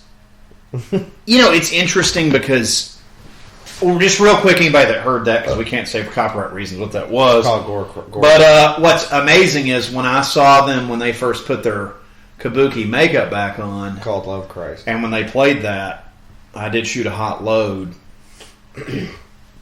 in my non-underwear and ass shorts. Oh, you did the commando come. Always some commando. Commando load. Commando, because West is always looking to fuck them ladies. Yeah. But I'm not like angry sponge that fucks everything. Yeah. Sponge of hate. Right. Soul sponge. Soul sponge. He's just going to flush that hand down the toilet. Yep. Like Boutine hand. Boutine crew hand. Now, I'll be honest with you. Nothing in this has scared me, but it's been entertaining. Yeah, it's very entertaining. Especially this kid with the fucking mullet. It definitely doesn't slow down. It's been kind of... Yeah, the kid with the mullet. You know who that is? That's little Peyton Manning. That little fucker. Yeah. So it's little Peyton. He's like, I'm going to grow up and be the sheriff. I'm going to grow up and throw them football like my daddy did. Right. Oh, by the way, eat a dick, Auburn. Blow me. Yeah. Anyway, how'd you like that, War Eagle? Yep. War Eagle that down the toilet bowl. Your season just got flushed. Got that Gator Eagle. How about that? War Gator. But I'm telling you right now, for reals, I think you're right about what you were saying, and I think a lot of people do that, and I think a lot of people... I get sucked into it. But I don't get sucked into it as bad as, like, I'm not going to mention any names, Hate Sponge. Hate Sponge is the worst, do you not think? Well, I thought about... Isn't Hate Sponge the worst, though, that you've ever seen? Social media? Because I want to stay for it. He's just trying to get fucking... He's trying to get his dick wet. I get that. And I get that. Well, a lot of people do that. But I don't think people really take a look back, like a step back from what's going on with society and really look at what people think is okay now, where it's... You literally have access to complete strangers and all their friends. And you can get into all that just by somebody that they know that you also kind of know. And you can access all of their lives and all their people. You can see how they interact. It's just strange to me. I think it's very weird. And I've never it is weird. I've never really come to terms with it. Like, ever. Like, I think it's just a strange thing. Like, I'll add whoever. And, same thing, bands and stuff. I like to keep up with those people more than I do people I know, because people in bands are people I actually respect and enjoy listening to and have fun things to talk about, and it's more relatable because most people I'm friends with don't really listen to the fucking music I do or actually watch the horror movies I watch. They all just fucking pretend. It's like they're all a bunch of closet case fucking anime fans. It's just like, you can like anime all you want, but it's like all these people like around here. It's like the weirdest fucking culture I've ever seen in a place. It just makes zero sense. It's like, I'm gothic. I love horror movies, and it's like, but I really just want to watch Naruto and fucking. It's like, well, it's uninteresting pieces of shit on this planet live in this area. Agreed. But anyway, not to rant about that. I'm just saying, it's strange to me that we have so much access to all these random people. You know, when I add like bands and stuff, it's like I want to get in touch with them, or at least just keep up with what they're doing, because we do this podcast. There's actually a reason for that. Those are the kinds of people I want to see updates from and keep up with. Whereas these people that I know that I'm, you know, friends with, or friends of friends, people that add me that like know who I am through other friends or have seen me around, you know, whatever. I'm not going to be a dick. If you're a nice person, it's fine. But I just think it's strange that we have so much access to, like, one person can lead you to, like, all their friends who don't fucking know you, but you can add them and get to know them. And then when you meet people in person, most of the time, because people are just on the internet so fucking much, when you meet them, they're all fucking weird and awkward, and they think you're going to fucking kill them, which, I mean, I might. But, you know, it's just strange how we interact as people now, because the internet is, like, the main way we interact with each other. But then in person, people are just fucking strange. They can't hold a conversation. They're just gonna like wet themselves. Like, I don't understand. You know, it's dumbing down society is what it's doing. It's not doing the right things that it's supposed to do. So like I said, all social media really is an algorithm for fucking marketing and shit to sell you stuff that you don't need. That's all it is. It doesn't work on me because I don't have money half the fucking time anyway. But, you know, it's a weird society we live in. But one selling algorithm we can get you in on is to buy the new Exhumed record, Horror, which came out October 4th on Relapse Records. So hopefully we say it enough times it'll just come up all the time. Because they listen to what you have to say too. This is fucking strange. I mean, for me, this is crazy right now. You know, you have to make up the effects. You have to fucking, you know, just do your own thing. You know, I don't worry about fucking, you know, stuff. I worry about stuff that I don't worry about anything. No, I'm not saying you. I'm saying just I think some people just need to just think it's fucking focus strange. And not fucking. It's just, you know, strange that people have access to all the shit they do and they don't realize it. They can just go and add people, and then it's like you're either never going to meet these people, or when you meet them, you're just going to be fucking weird. It's like, what's the point? Can I mention something? Because I don't think you saw it. I mean, I deleted it as soon as we got it. But I want to just talk about the disturbing ass thing that we got in our mailbox the other day. Some dude sent a picture of himself and his kid to Phantasm. What? Yes. Why'd you delete that? Why didn't you show it to me? Because it freaked me the fuck out. What was it? It was like a foreign cat and his kid, and I sent him a thing back. It was like, not sure what we're doing here, but cool, dude. Keep listening. It freaked me the fuck out. It was like him with his kid in a stroller going. It was really weird. I wanted to see that. You just deleted it? Yeah, I don't want that in there. I don't want stuff in there. Like, it freaked me out when I saw it. Like, I was half asleep and it scared me. But I'm giving the guy love, man. What do you want from me? Yeah, it was really weird. It was like a foreign dude from somewhere, I don't know, and he was like with his kid in a stroller giving me the horns. It was weird, and it was to me. That's why I didn't really think it too much about it. But yeah, it was weird. That's kind of funny. But anyway, cheers, motherfucker. Cheers. Cheers to the stroller guy. Cheers, getting your kid listening to Phantasm, man. He was like a little kid too. So yeah, raising him right. Hell yeah. Florida Gators football. Appreciate that. New Orleans Saints football. Damn right. You're bringing them up right. New York Jets football. New York Mets baseball. New York Mets baseball. Then you're bringing them up right. San Francisco Giants baseball. Nah, we're not going to give them anything. I'm not giving them no love. Well, it's your team. Nah, it's not. It's just it's a work in progress. It's not. I'm not giving them any love on here. I just introduced the doctor into really watching baseball. Again. So he's trying to feel it out, but you like Tampa Bay, they're all right. I don't really. I'm just kind of. You're feeling it out. I get it. No, I like the Giants. You know, it's cool, but I'm just first giving them love on here. They ain't done nothing to get no love. The Gators and fucking Saints get all the love, though. Yeah. But anyway, what you said makes sense. But like I said, I think if I could ever tell anybody one thing to not do is don't waste your time and this is a girl or a guy, whichever, or if you're into dudes, that's great. If you're into chicks, that's fun. Whatever you're into. Girl or boy can go with this any way you want to. Just don't ever waste your time on someone else that's not returning their time to you. That could be with anything, too, friendship, you know. Yeah, your boss, your job, but I'm saying, for me, I'm being specific with a relationship because in the end, you end up just high and dry and have a lot of nightmares, man. It's not cool. And you know, it's one of those things. It's a substance. Everything was yesterday. Today, you're wasting my motherfucking time. Vincent, man, look, fall in love. Don't waste my motherfucking time! And his name's Vincent in that movie, too.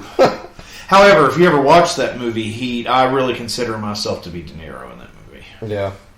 I think even Broadcross would agree with that. Where's my motherfucking time? Even though it's amazing. Anyway, but, no, thank you. No, it's perfect. And, you know, we're going to get sued for just this one episode alone. But the thing with it is, what's great is there are so many things that I wish I had just focused on being positive. Because until I'd been going to therapy, which I should have been in for years, and I haven't been, I didn't realize that there was like another side to this. Like, people would tell me to be more positive, I'd be like, fuck you. You know, but it's something you have to want for yourself, and it's also something you have to learn. And I'm not saying you have to have like flowers growing out of your ass, but, you know, you can change your mindset if you want to. What sucks is my therapist, who I've been seeing for months, is actually leaving, so I'm getting ready to get the crap shoot, so I don't know if that's going to shoot me down another hole of shit. Yeah, and I just lost mine too, like, as soon as we kind of started seeing each other, like, well, I'm retiring, and I don't have a list for anybody you can go see, so that's cool. But to be honest... So they're not even sending you to somebody different? No. Oh, God. They don't have it, the whole thing closed. I mean, not to get onto that on here, but... Right. The cool thing about... You can come to mine. The therapist I had, though... You know that, don't you? Yeah, I know. For free. Yeah. No, literally, for free. No, I know. You should. Yeah, maybe. Well, we'll see. Sorry, folks, we're getting into like personal shit there. But no, it's fine. I think people need to hear this kind of stuff, honestly. But the guy I was seeing... That was not a prop either. Just the guy I was seeing... you know, I never went in there and talked about my problems. It was kind of weird. You did? Like, no. Like, I did the first couple times, but then... I just kind of talked about my day and how I was feeling, but, like... I don't know. I had a weird comfort level with him. Like, it wasn't like I didn't want to tell him anything, but it's like I just wanted him to... I don't know. It was strange. I just kind of wanted to talk to him about regular stuff and just make him maybe have a break with me. I didn't want to, like, lay all my shit out, even though that's what he professionally does. See, I laid it all out. I just had a weird mindset. Is that wrong? No, that's what you're supposed to do. But I'm just weird, and I go in there every day, and I'm just comfortable, and I just have normal conversations with him. Just, you know, he was in radio for a long time, so we talk about the podcast stuff a lot, and we just talked about music a lot and shit for like an hour. We just talked about music and just how other people are and how stupid people are and shit, and, you know, got him going. He was like, you know, I feel like I didn't really, like, help you or do my job very well with you. I think we just kind of talk, and, you know, he was like, I enjoy us talking because it's actually very entertaining just to be able to talk, you know.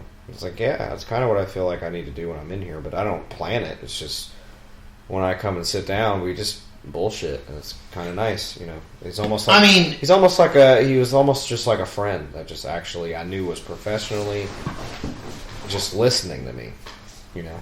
And we would just talk about random shit, and it was a lot of fun. What I'm saying, though, is like, if you go, and I'm telling our audience this, not necessarily you, but if you go to a therapist, the point of going is to open yourself up completely if you want to try to change things. Now, I didn't believe that, and I had some other people, I had some really good guidance from some people that I know at work that actually told me to go all in on it, and I did, and it's actually worked. Yeah. You may not see it, and our audience may not see it, and a lot of other people may not see it, but I feel it. Yeah, I definitely see it. There's a lot more, you know, consistent days where you're actually listening and pulling me out of shit, so that says a lot, you know.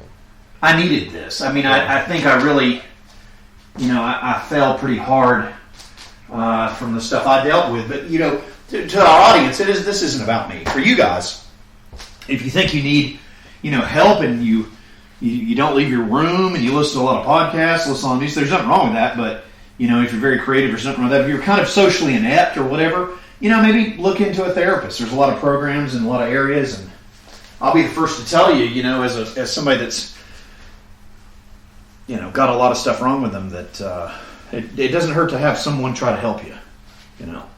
I just hope that my journey isn't about to end, because the person that's helping me was really helping me, but I can't afford $100 a goddamn visit to switch over to where they're going, you know.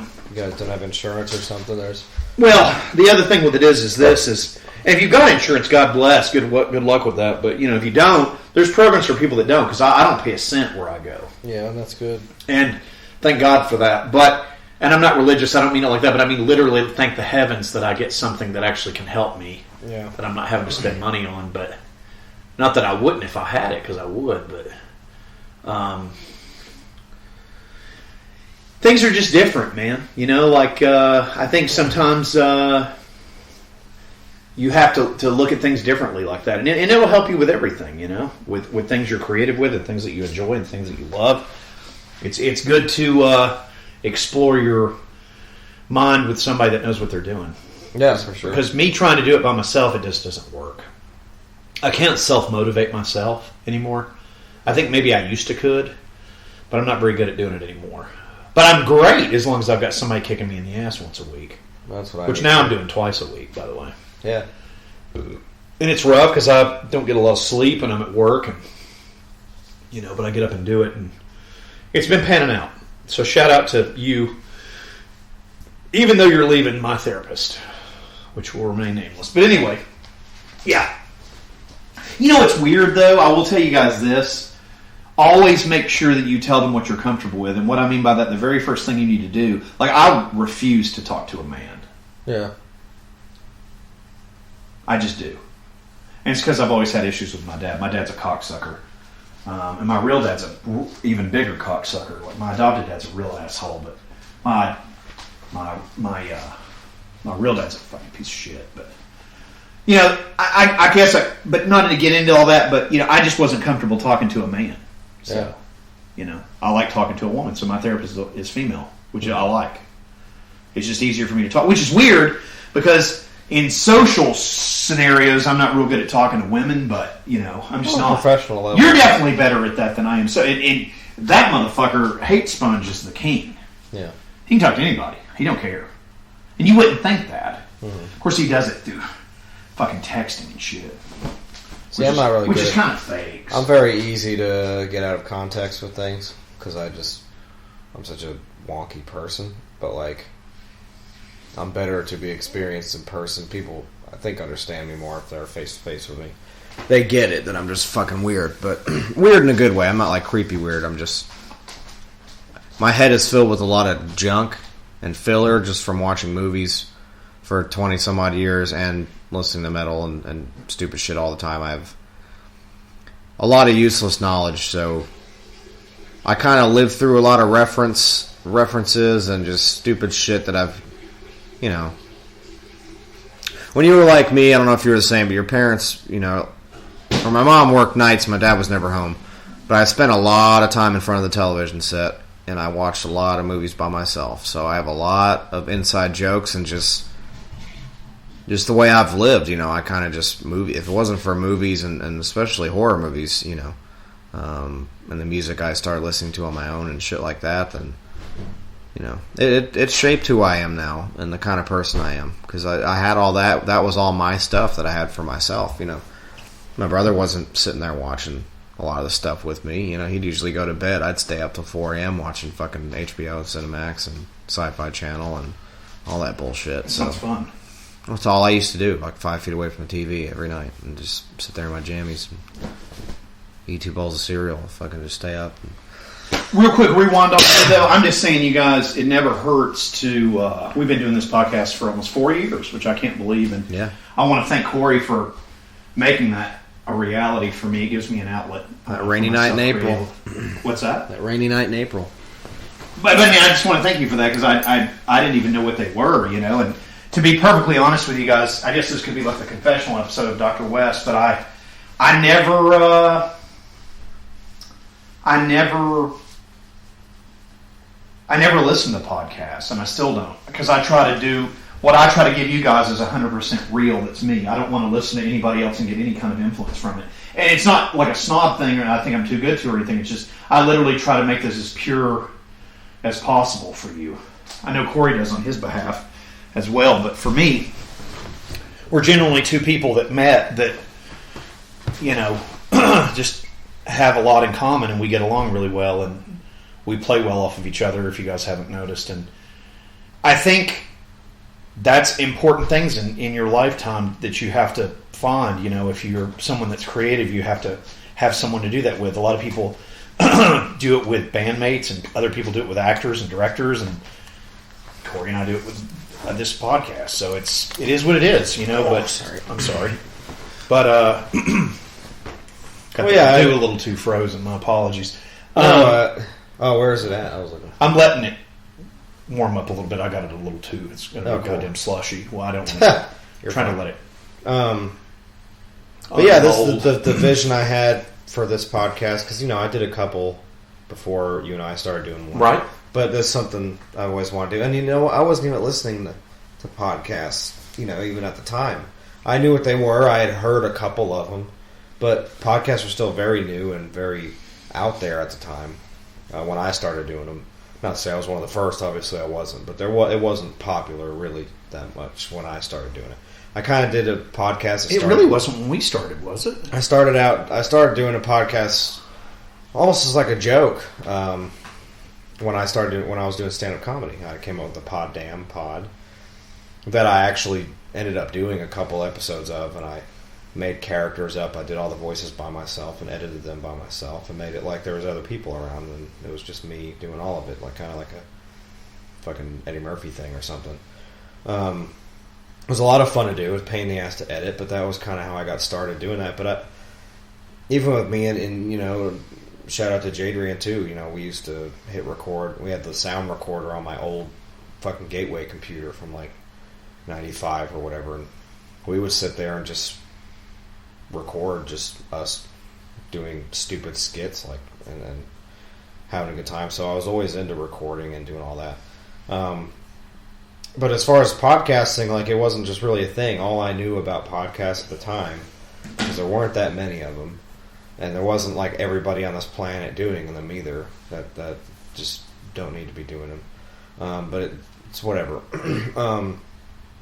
Then, you know, about 4 years ago, which, believe it or not, podcasts have been around a lot longer than that, but they weren't really popular until the last few years, where people are starting to take notice. But all it is like, it's free radio. I get to hit the record. I don't have to sit there in a fucking, you know, goddamn college studio or some bullshit and sit there and be on somebody else's dime. You know, I could sit here in my house and do it. And speaking of house, there's the fucking Big Ben.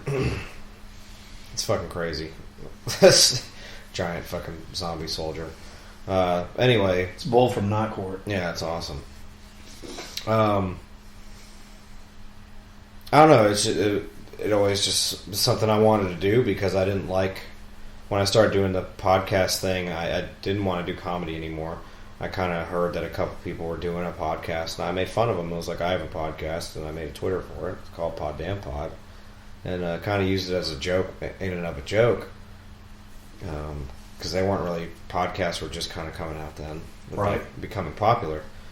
So as time went on, you know, I wanted a way to express myself without having to get on a fucking stage. People can still hear me and my personality and not have to deal with all the egos and all the bullshit that came with stand-up comedy, because I always fucking hated it. I never felt like I was a part of anything, even though people acted like they wanted to help me or actually listen to what I had to say. And the reality is everybody's just fucking... It's just, you know, I'm still friends with some people that I knew from there that actually did want to help me out, but for the most part, a lot of people are just very egotistical and are never off. Like, I don't like people that are just constantly...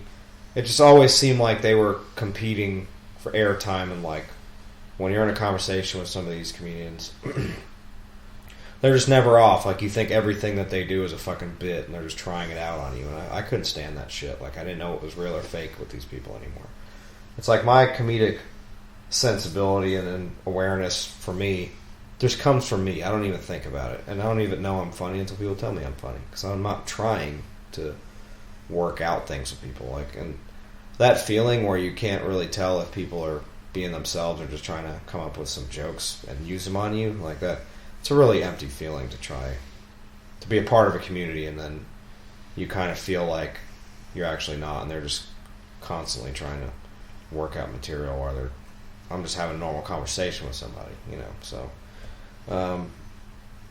but that all led to, you know, my vision I had once I met the doctor, and it'll always be a mystery to how we met for you fans, because it was just a matter of circumstance, really.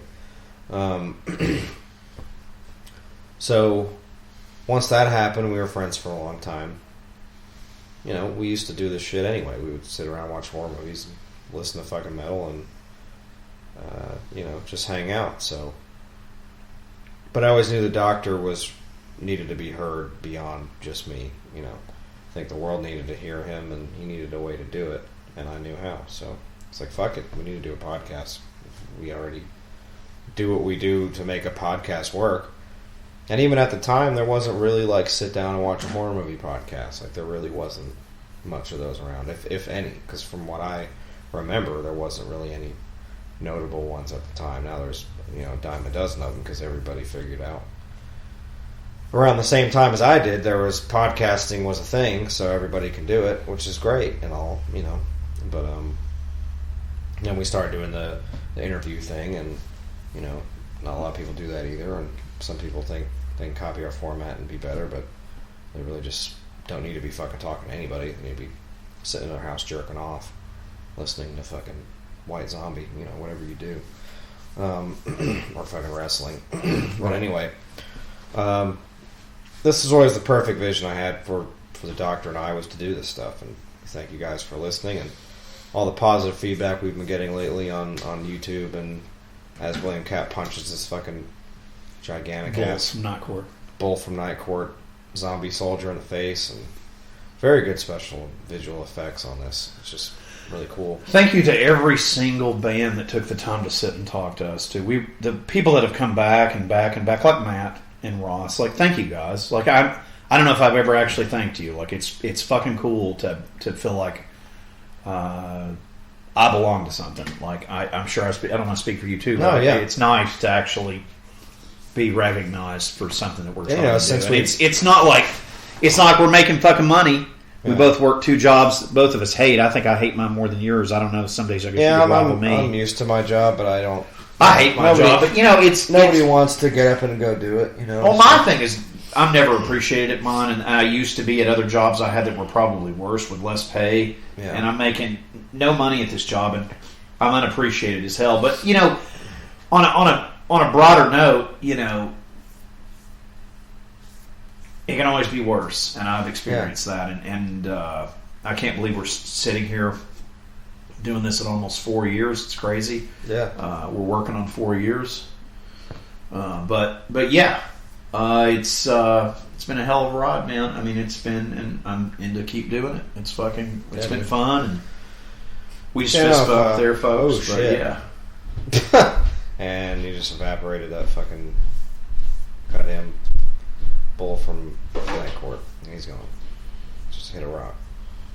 But yeah, the doctor and I pretty much experienced similar things at the same exact time, and that was a period of time, you know, where there's a lot of things going on in both of our lives, and it got in the way of this podcast, but it was stuff we really couldn't control after so long. You know, it's just shit that literally just shit happened and kind of tore us down. You know, we're trying to work back up, and thank you guys for your patience.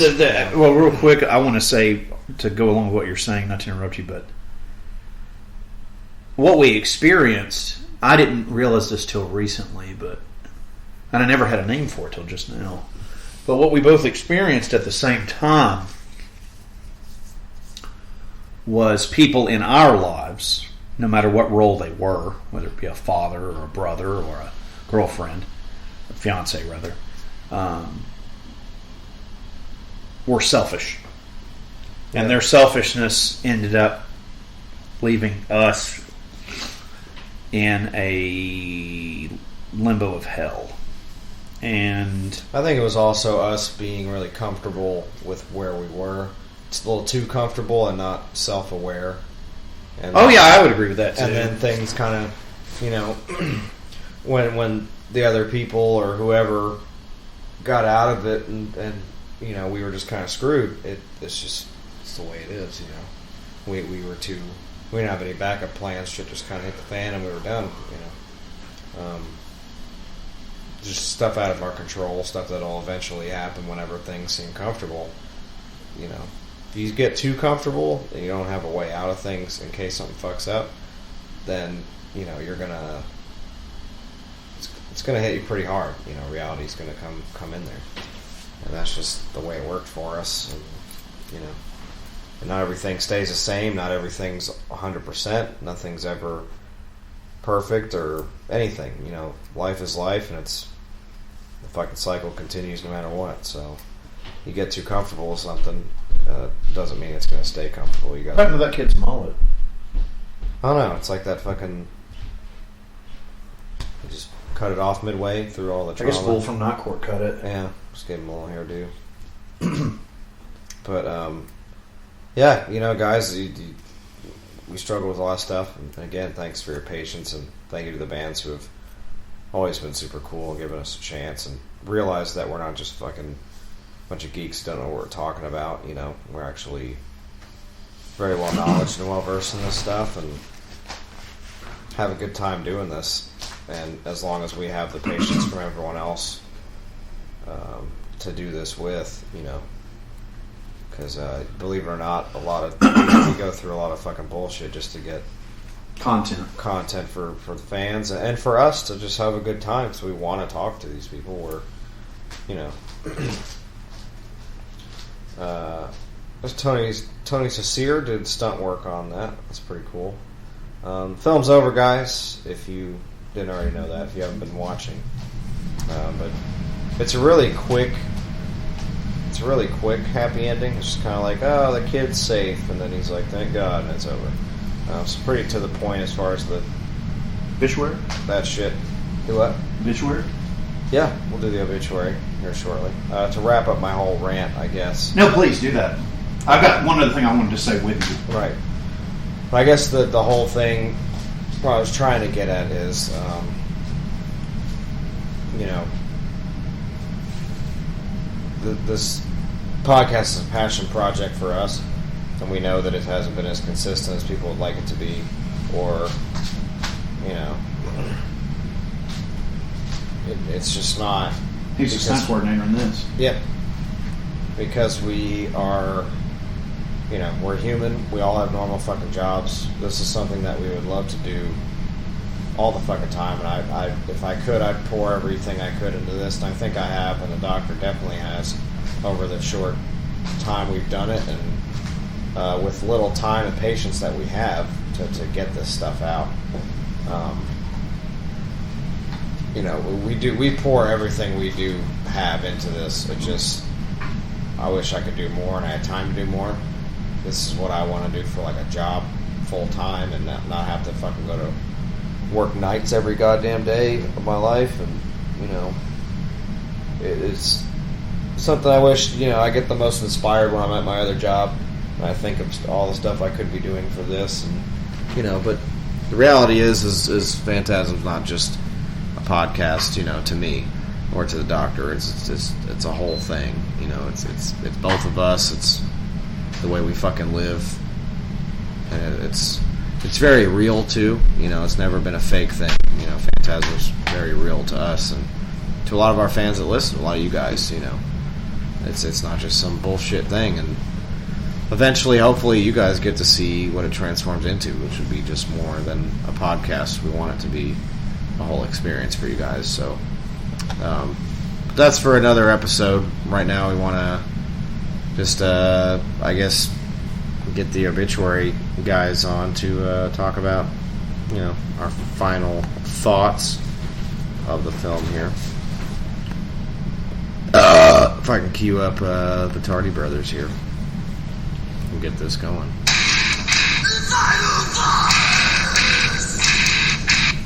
All right. For not seeing that in a really long time, I loved it. I think it was cool that Rob Bottin's crew did the effects for it. There was a lot of raunchy little monsters in there. Like I said, I think it's more of a creature feature than it is what people give it credit for. It's kind of billed as like some kind of slasher. I think a lot of people mistake it for what it actually is.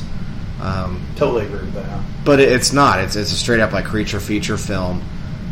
It kind of plays on Poltergeist and shit, but I think it uses, because Poltergeist is just a straight up supernatural film, like it's a ghost movie, but it does have creatures in it, but it's not as intense as this one. This one is straight up just like raunch butt creature feature, and I really like it. I think it's good to have in your collection. It's one of the more, like, you think that it's one of those cult classic ones that everybody has, but really nobody shows House enough love, I don't think. I think it's one of those movies that's like almost under the rug, but it's not. And I actually really like it. You know, it's campy, but I love William Katt.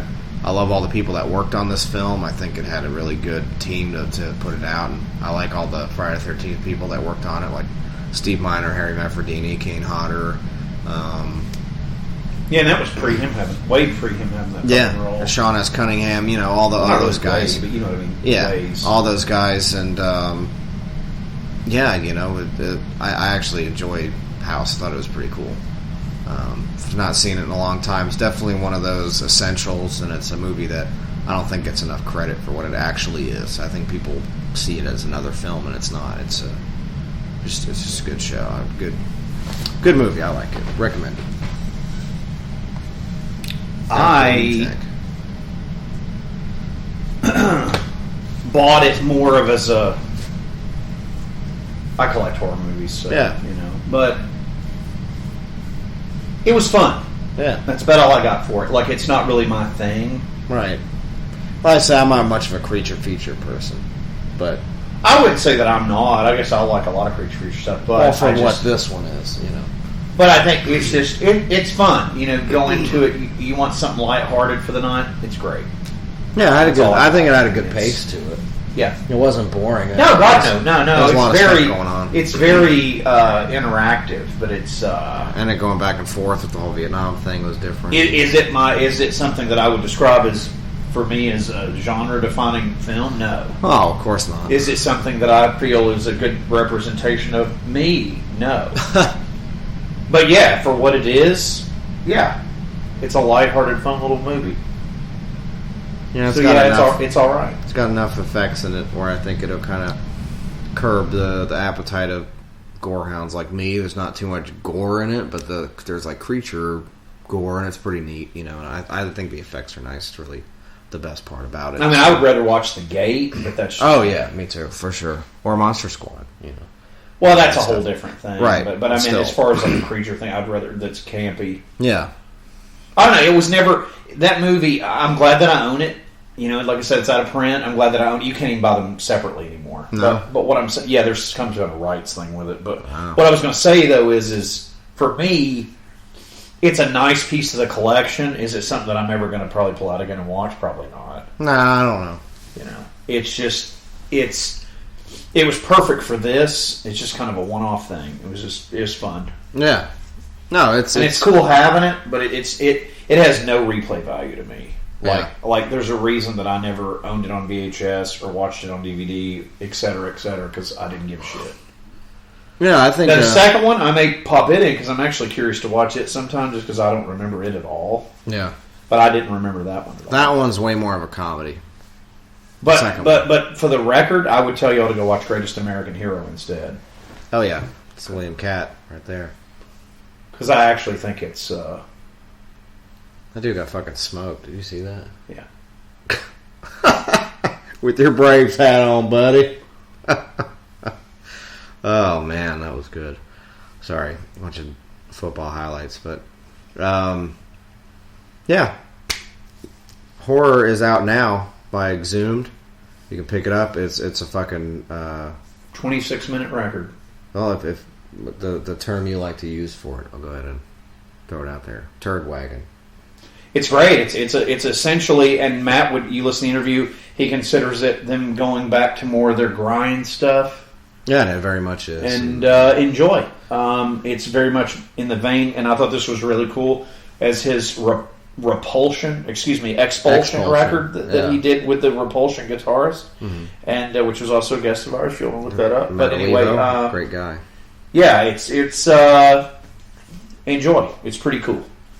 So yeah, came out. It's on Relapse Records. You can pick up Horror by Exhumed now, and you stream it. Just listen to it, give it some love.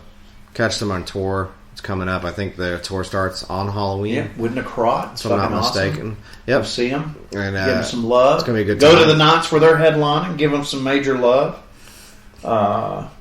Best way you can help these bands out these days, guys, is going to their shows and buying merch. Yeah. Directly from the band, tip them. That goes to their fucking food and their gas, and you know, these guys aren't fucking millionaires. They're fucking doing this because they love doing it and they love putting out music for us and you guys. So support them any way you can. Support fucking death metal, and give the Necrot guys some love too, because Chad's a good fucking dude, and we'll go harass him too when we see him on tour soon, and it'll be a lot of fun. So yeah, bring the madness on the road to these guys and show them what's up. But thank you so much for listening and enjoying our my Dr. Phil segments, and and stay fucking horny. But seriously, thank you guys for all your positive feedback lately, and blowing us up on social media, and just getting our gears juiced. It's nice to talk to you guys and have interaction. It's cool. So thanks for all that. Random foreign people with their child in photos. Weird. Yeah, if you want to keep sending metal dad photos, I mean, I guess. I mean, just... I didn't understand it, but I guess it was cool, or they thought we were somebody else. I'm not really sure. I don't know. It's like I'm not really sure exactly that they got it. And I think he was doing the hang loose thing instead of this. So I don't know. So I don't know. It was kind of creepy. Whatever, you know, if that's what you guys do. It actually found it disturbing because it woke me up. But anyway, yeah. It's like he's just enjoy whatever. If that was for us, thank you. If it wasn't, it was a mistake. Fuck you. So whatever. Well, now I'll give you the interview that the doctor had with our good friend Matt Harvey of Exhumed, and thank you guys for listening, and stay fucking gory.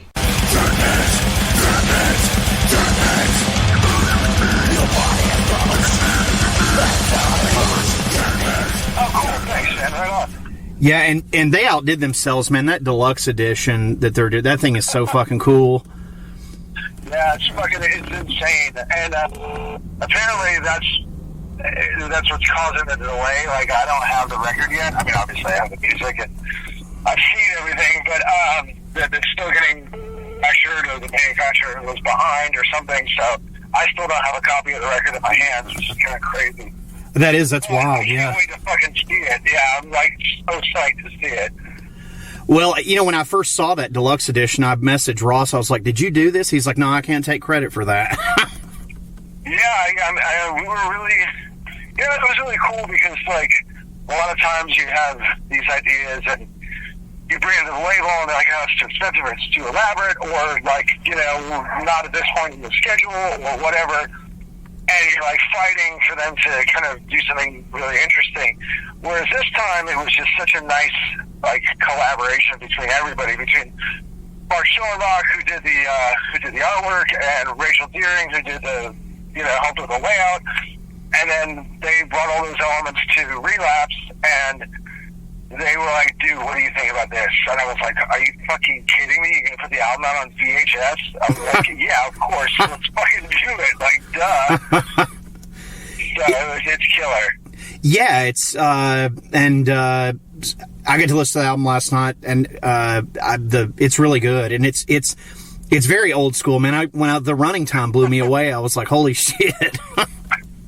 Yeah, I actually felt kind of bad when I saw the deluxe edition. I was like, "This is $100, dude. You're charging people $100 for a fucking 25-minute album." But I mean, I realized I shouldn't be like, trying to talk people out of buying stuff, so I didn't say anything. And then they all sold out in like half a day anyway. So I was like, "All right, well, cool. Now I can be like, I don't know, man." That packaging's beautiful. I was actually lucky enough to snag one, so yeah, it's really sick. Yeah, I loved it. The second I saw it, like I said, it was funny because when I first saw it, I was just like, I told Ross, I was like, you guys had to have done it. He was like, nope, I can't take credit for that. It's really nice because, Ross and I have a lot of different ideas and concepts as far as the big picture, Ross is especially kind of nimble at taking the concept of the music and being able to transfer it onto other things. Right. And when somebody else comes up with a great idea, we get super juiced because oh my God, we didn't have to think of something. This is amazing. Right. It's like a relief. It had you guys all over it. Last time we hung out, I was like, when I saw the pack, I was like, God, they had to have done this because it just seemed to, right up your all's wheelhouse. I was like, wow, that's fucking amazing. But I guess you work with the label for 20 years, and it's almost like they know you. yeah, it's great. It's amazing.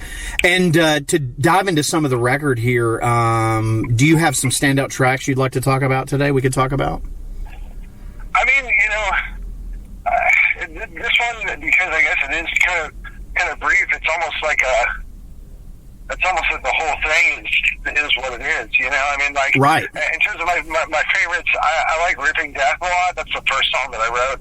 Awesome. And as a simple man, I like songs that are repetitive. Right. Within well under 2 minutes, that song manages to get the phrase "Ripping Death" in there, several times, which I'm excited about. Playing with Fear was a good one. That was one of the last songs I wrote. Because I'm more mid-paced thing. And then also our guitar player Sebastian, our new guitar player, or newish, he came up with a couple tunes for this album. He came up with Rabid and The Red Death, so that was also exciting to have some new music from a new source. That's always really cool. Well, all these titles, for me being a big horror fan, I'm curious if they're tied into what they look like they're tied into, or maybe, or... Some are and some aren't. It's not strictly movie related or whatever. It's just, hopefully they all sound like they could be movie titles. Oh, yeah. Yeah, definitely. They all definitely do. And one of the tracks that I really liked, first listening to it, Ripping Death, of course, was awesome. And then I love Shattered Sanity. Oh, nice. Yeah, that's kind of like it's kind of a low crafty type one. That one and In the Mouth of Hell are both kind of more like, we're seeing something you can't unsee, breaking your mind, and kind of lost forever in a right. Madness of unspeakable cosmic horror. Yeah, man, it's something like that. I mean, I love the last record. You guys really outdid yourself on this one. Like, I was blown away. Like, I've listened to it twice, and I was just like, man, this is really good. Like, I really like it. Sure. I mean, we're trying to make each record different, and hopefully show people a couple curveballs. And I think the last one was so, kind of bombastic, and maybe a little bit pompous with some of the film score stuff. Sure. In a good way, very intentionally. And then this one is just really stripped down, really raw. It's kind of going from Master of Puppets to Garage days, Right. Yeah. Definitely. Naked Screaming Covered in Blood is another one that I thought stood out. I thought that was really cool. Nice. Yeah, that's kind of a Texas Chainsaw Massacre thing with the lyrics. Although she wasn't naked in the movie, but hey. Oh, right, sure. Liberties and such. Oh, yeah, definitely. And then, what was the other one that I was going to ask you about? Slaughter Maniac. What about that one? I don't know if you ever saw those things that they had, I saw them maybe 7 or 8 years ago now, where it was create your own thrash metal title, and it had a list of yeah nuclear apocalyptic blah blah blah blah, and then the next one was devastation, destruction, blah blah blah blah blah, blowout, and you could just sort of mix and match, and it was quite funny. Well, my two favorite death metal or metal words really are slaughter and maniac. And I always said, if I was going to start a new band, if Exhumed split up and I was going to make a new band like Exhumed, I would just call it Slaughter Maniacs. That's great. So, yeah, there you go. That's amazing. Playing with Fear is interesting, too. I thought that was an interesting title. Yeah, I actually got that one. I had written a song called Playing with Fear for Expulsion, the project that I did with Natalie. Oh, I love that, man. That's so good. Thank you. Although Natalie certainly deserves a lion's share of the credits. But anyway, we ended up not working together anymore. Just schedules never lined up and stuff like that. It was nothing bad or nefarious. So I had this title, which I actually got from an issue of The Economist, the world news magazine. It was like an article about right-wing populism and Marine Le Pen and Donald Trump and so on and so forth. And I just thought Playing with Fear was such like a cool, and that's what the Expulsion song was kind of about. But I was like, well, that doesn't fit in with this album at all. And, obviously it was different music, so I needed to change it anyway. And, it just became a song about injecting somebody with serum that drives them insane and, lets you kind of point them in the direction of somebody that you want murdered, and then they do it for you. Right. That's awesome. That's amazing. Ravenous Cadavers. What about that one? That one's interesting. That was one of the early songs that I wrote the music for. Kind of like that kind of like upbeat, like, like the attack is on the hussy with the riff. Yeah. And I just was like, because we always used to say, in Exhumed, we don't really write about like supernatural or zombies or this and that. And I was like, well, you know what? I'm gonna fuck up all that. I'm just gonna write a song about fucking zombies. Awesome. And so there I was. That was one of the very, very first things that we came up with for the record. And I was talking about it with my friend Rachel, who helped design the album. She's a horror writer, and so awesome. She'll send me little bits of stuff that she's writing, or I'll send her like bits of lyrics or whatever. And I was like, I got a whole song, but I don't have a title. And she's like, well, Ravenous Cadaverous rolls off the tongue, and I was like, that's too cute. That's what they call it, Ravenous Cadaver. That's the way I don't have to give her credit. So. That's awesome. Utter Mutilation of Your Corpse is definitely a standout one. Yeah, we have a video for that song that will be released next Friday. Amazing. Yeah, it was one of those things where I felt like, we're doing this sort of really short songs, like, I don't know if it's really I wouldn't really call it a grindcore album to my ears, but it definitely has a lot more influence from that. Sure. And I was like, well, if we're writing songs that are a minute 10 and, 45 seconds or whatever, like, why not just go the whole hog and just do a micro song, just do a you stuff or, kind of thing. And, because I have that old 7-inch with Electro Hippies, Mega Armageddon Death, and Napalm Death, You Suffer. It's like the shortest 7-inch in history. And I just thought, it was kind of cheeky and fun, and it's something I hadn't really seen referenced too much, recently. So I just thought it would be kind of it's a goofy thing to do. We were just kind of taking a piss out of ourselves a little bit, Yeah, definitely. It's awesome. And then, what about Clawing? Clawing. That was one, it's your sort of premature burial kind of scenario, basically. And nice. It was just a title that I had, like, laying around for years. I was like, Clawing, because I think our old guitar player Leon, his, like, high school band had a song called, I want to say it was called Gnawing.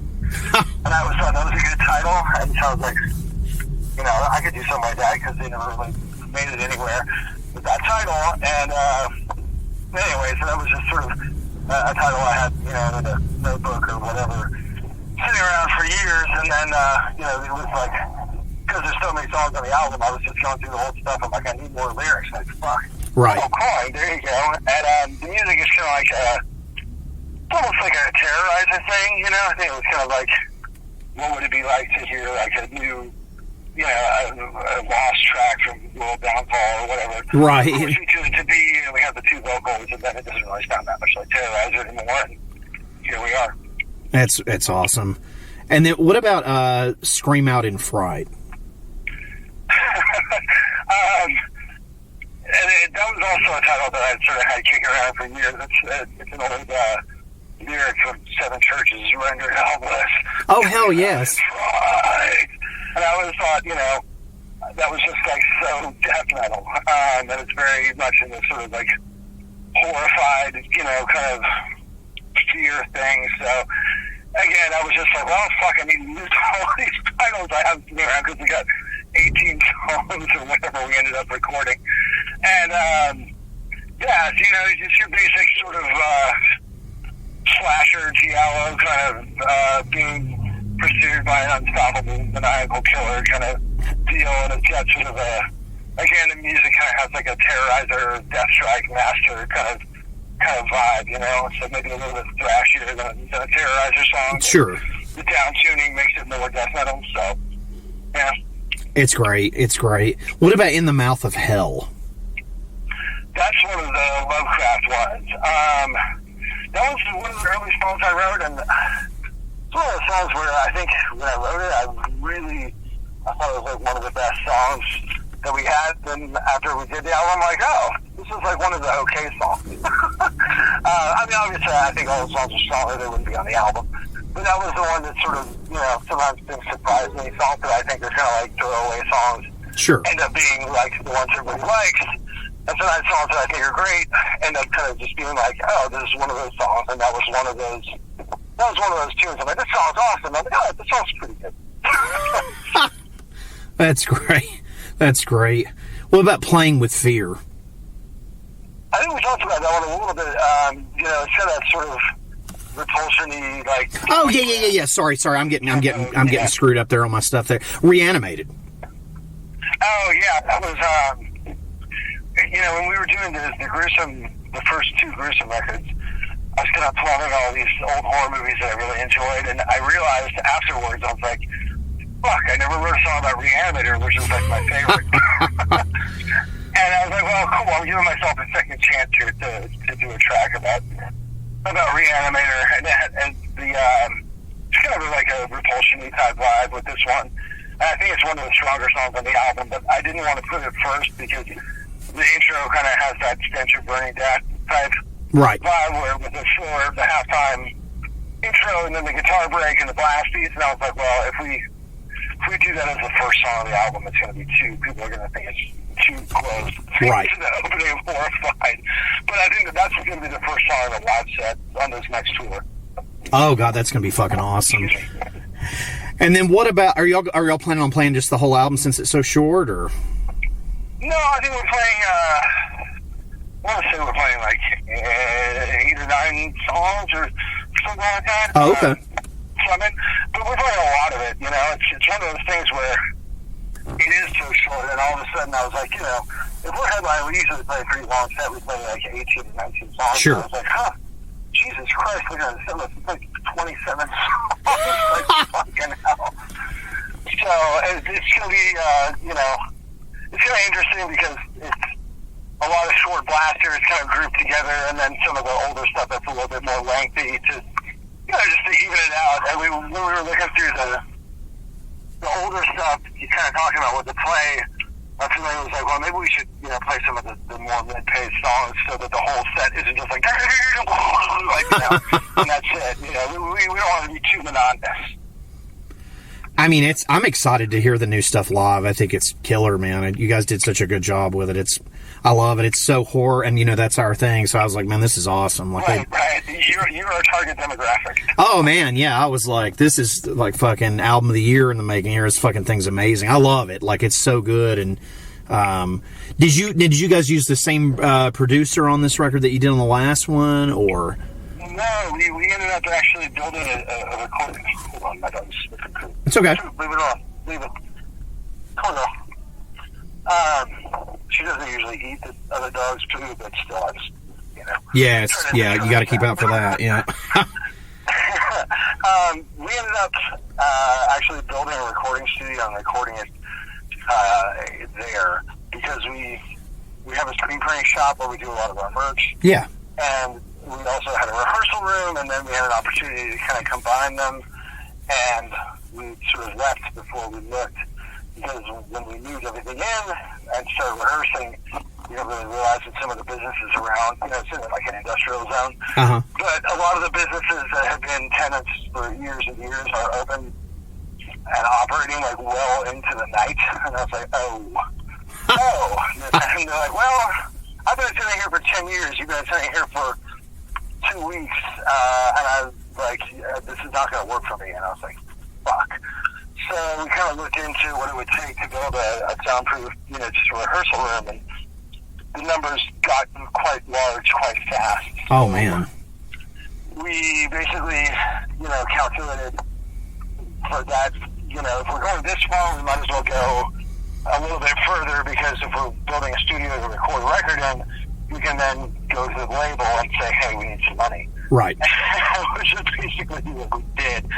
And, building the studio just became this fucking gnarly process. I mean, we started January 1st, and we finished March 18th, and we started the record on March 18th. Because, of course, we're all working our day jobs, and, I'm married and I have a dog, and our drummer Mike, who is sort of the construction lead, he's got work and his girlfriend, and then people were moving. It was really, really hectic few months getting it built. And then we left for a tour, for a Latin American tour, I think April 2nd. So we had we thought, we'll have a month, it'll be really easy, and we can get used to all the gear, and so on and so forth. And it was like, nope, we have 12 days, and you got to work full time, and you got to rehearse for the Latin American tour at that time. So it was really kind of the urgency that you hear in the speed of the songs and everything was very much the pace of your life. Yeah, absolutely. It was fucking crazy. My wife was like, am I going to see you at home this month? And I was like, nope. Oh, God. Bye. I got to make this record. I think it's great, though, you guys have your own place now. That's great.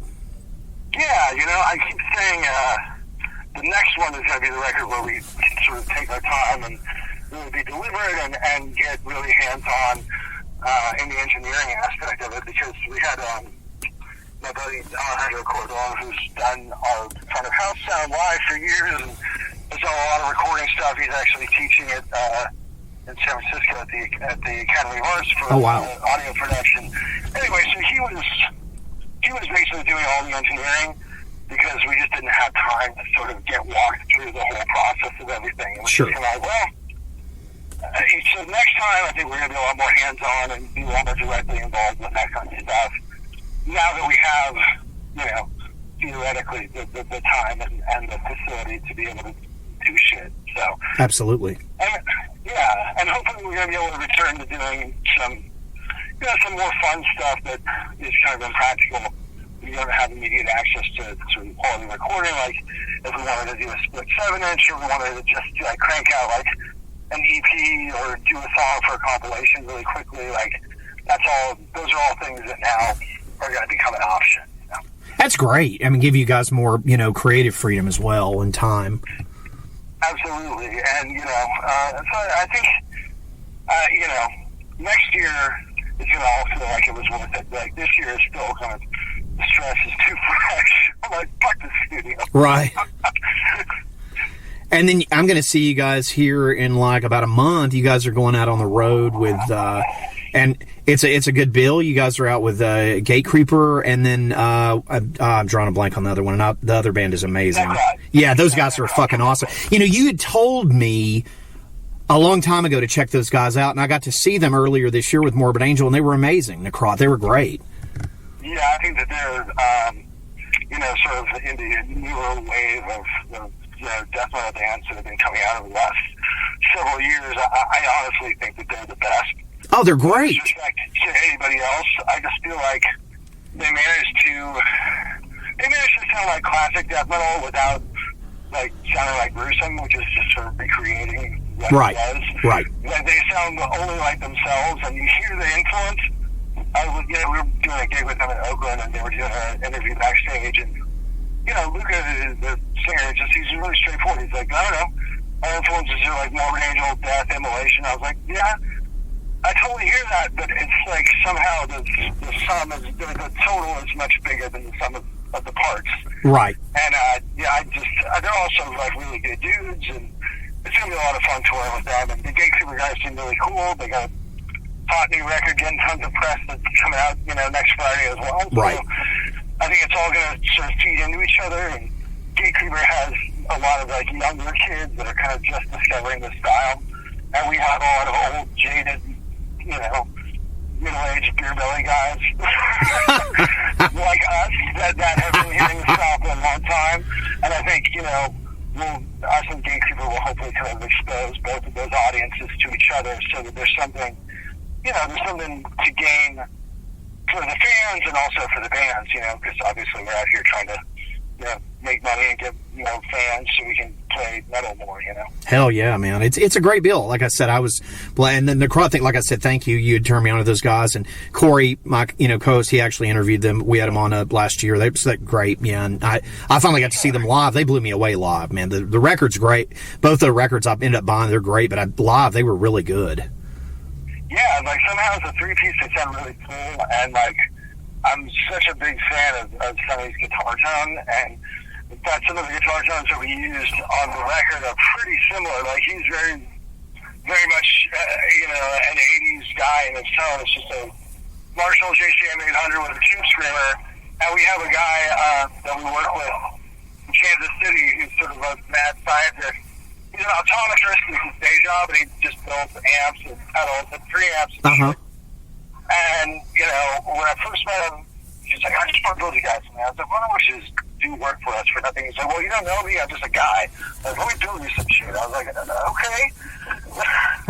And so we used a lot of his stuff on the record, and it's basically, you know, a miniaturized simulation of those old Marshall, you know, with the tube screamer, just like a hot-rodded Marshall. So Sonny and Sebastian and I all have sort of the same idea about what constitutes a good guitar tone, you know, because that's the Ride the Lightning, you know, Rain and Blood, like the Gary Holt.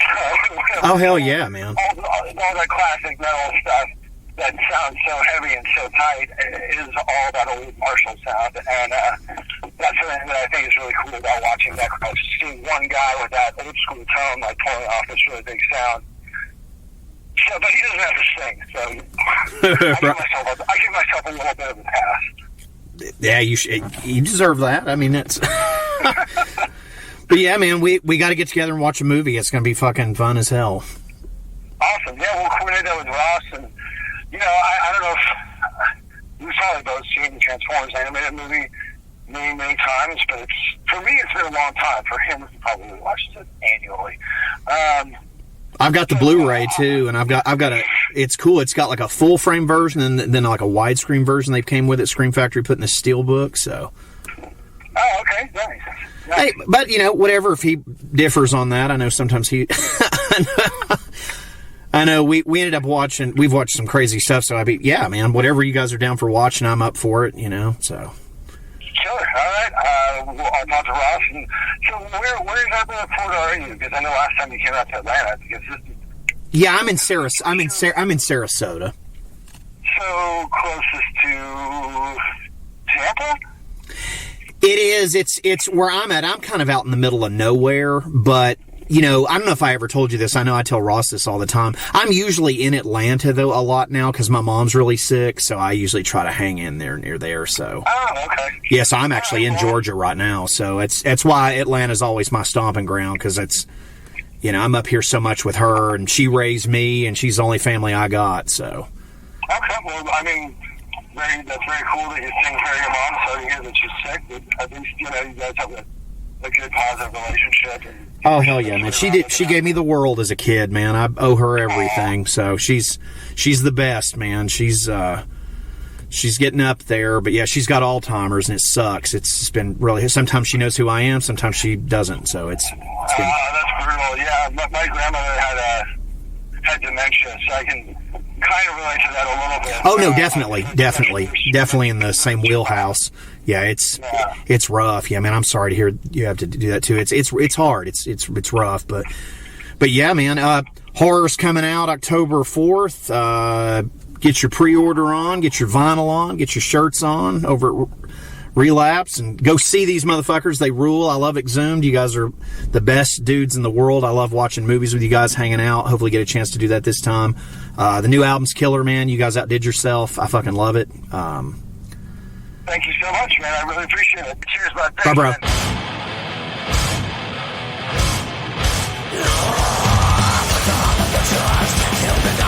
Wishes all around you.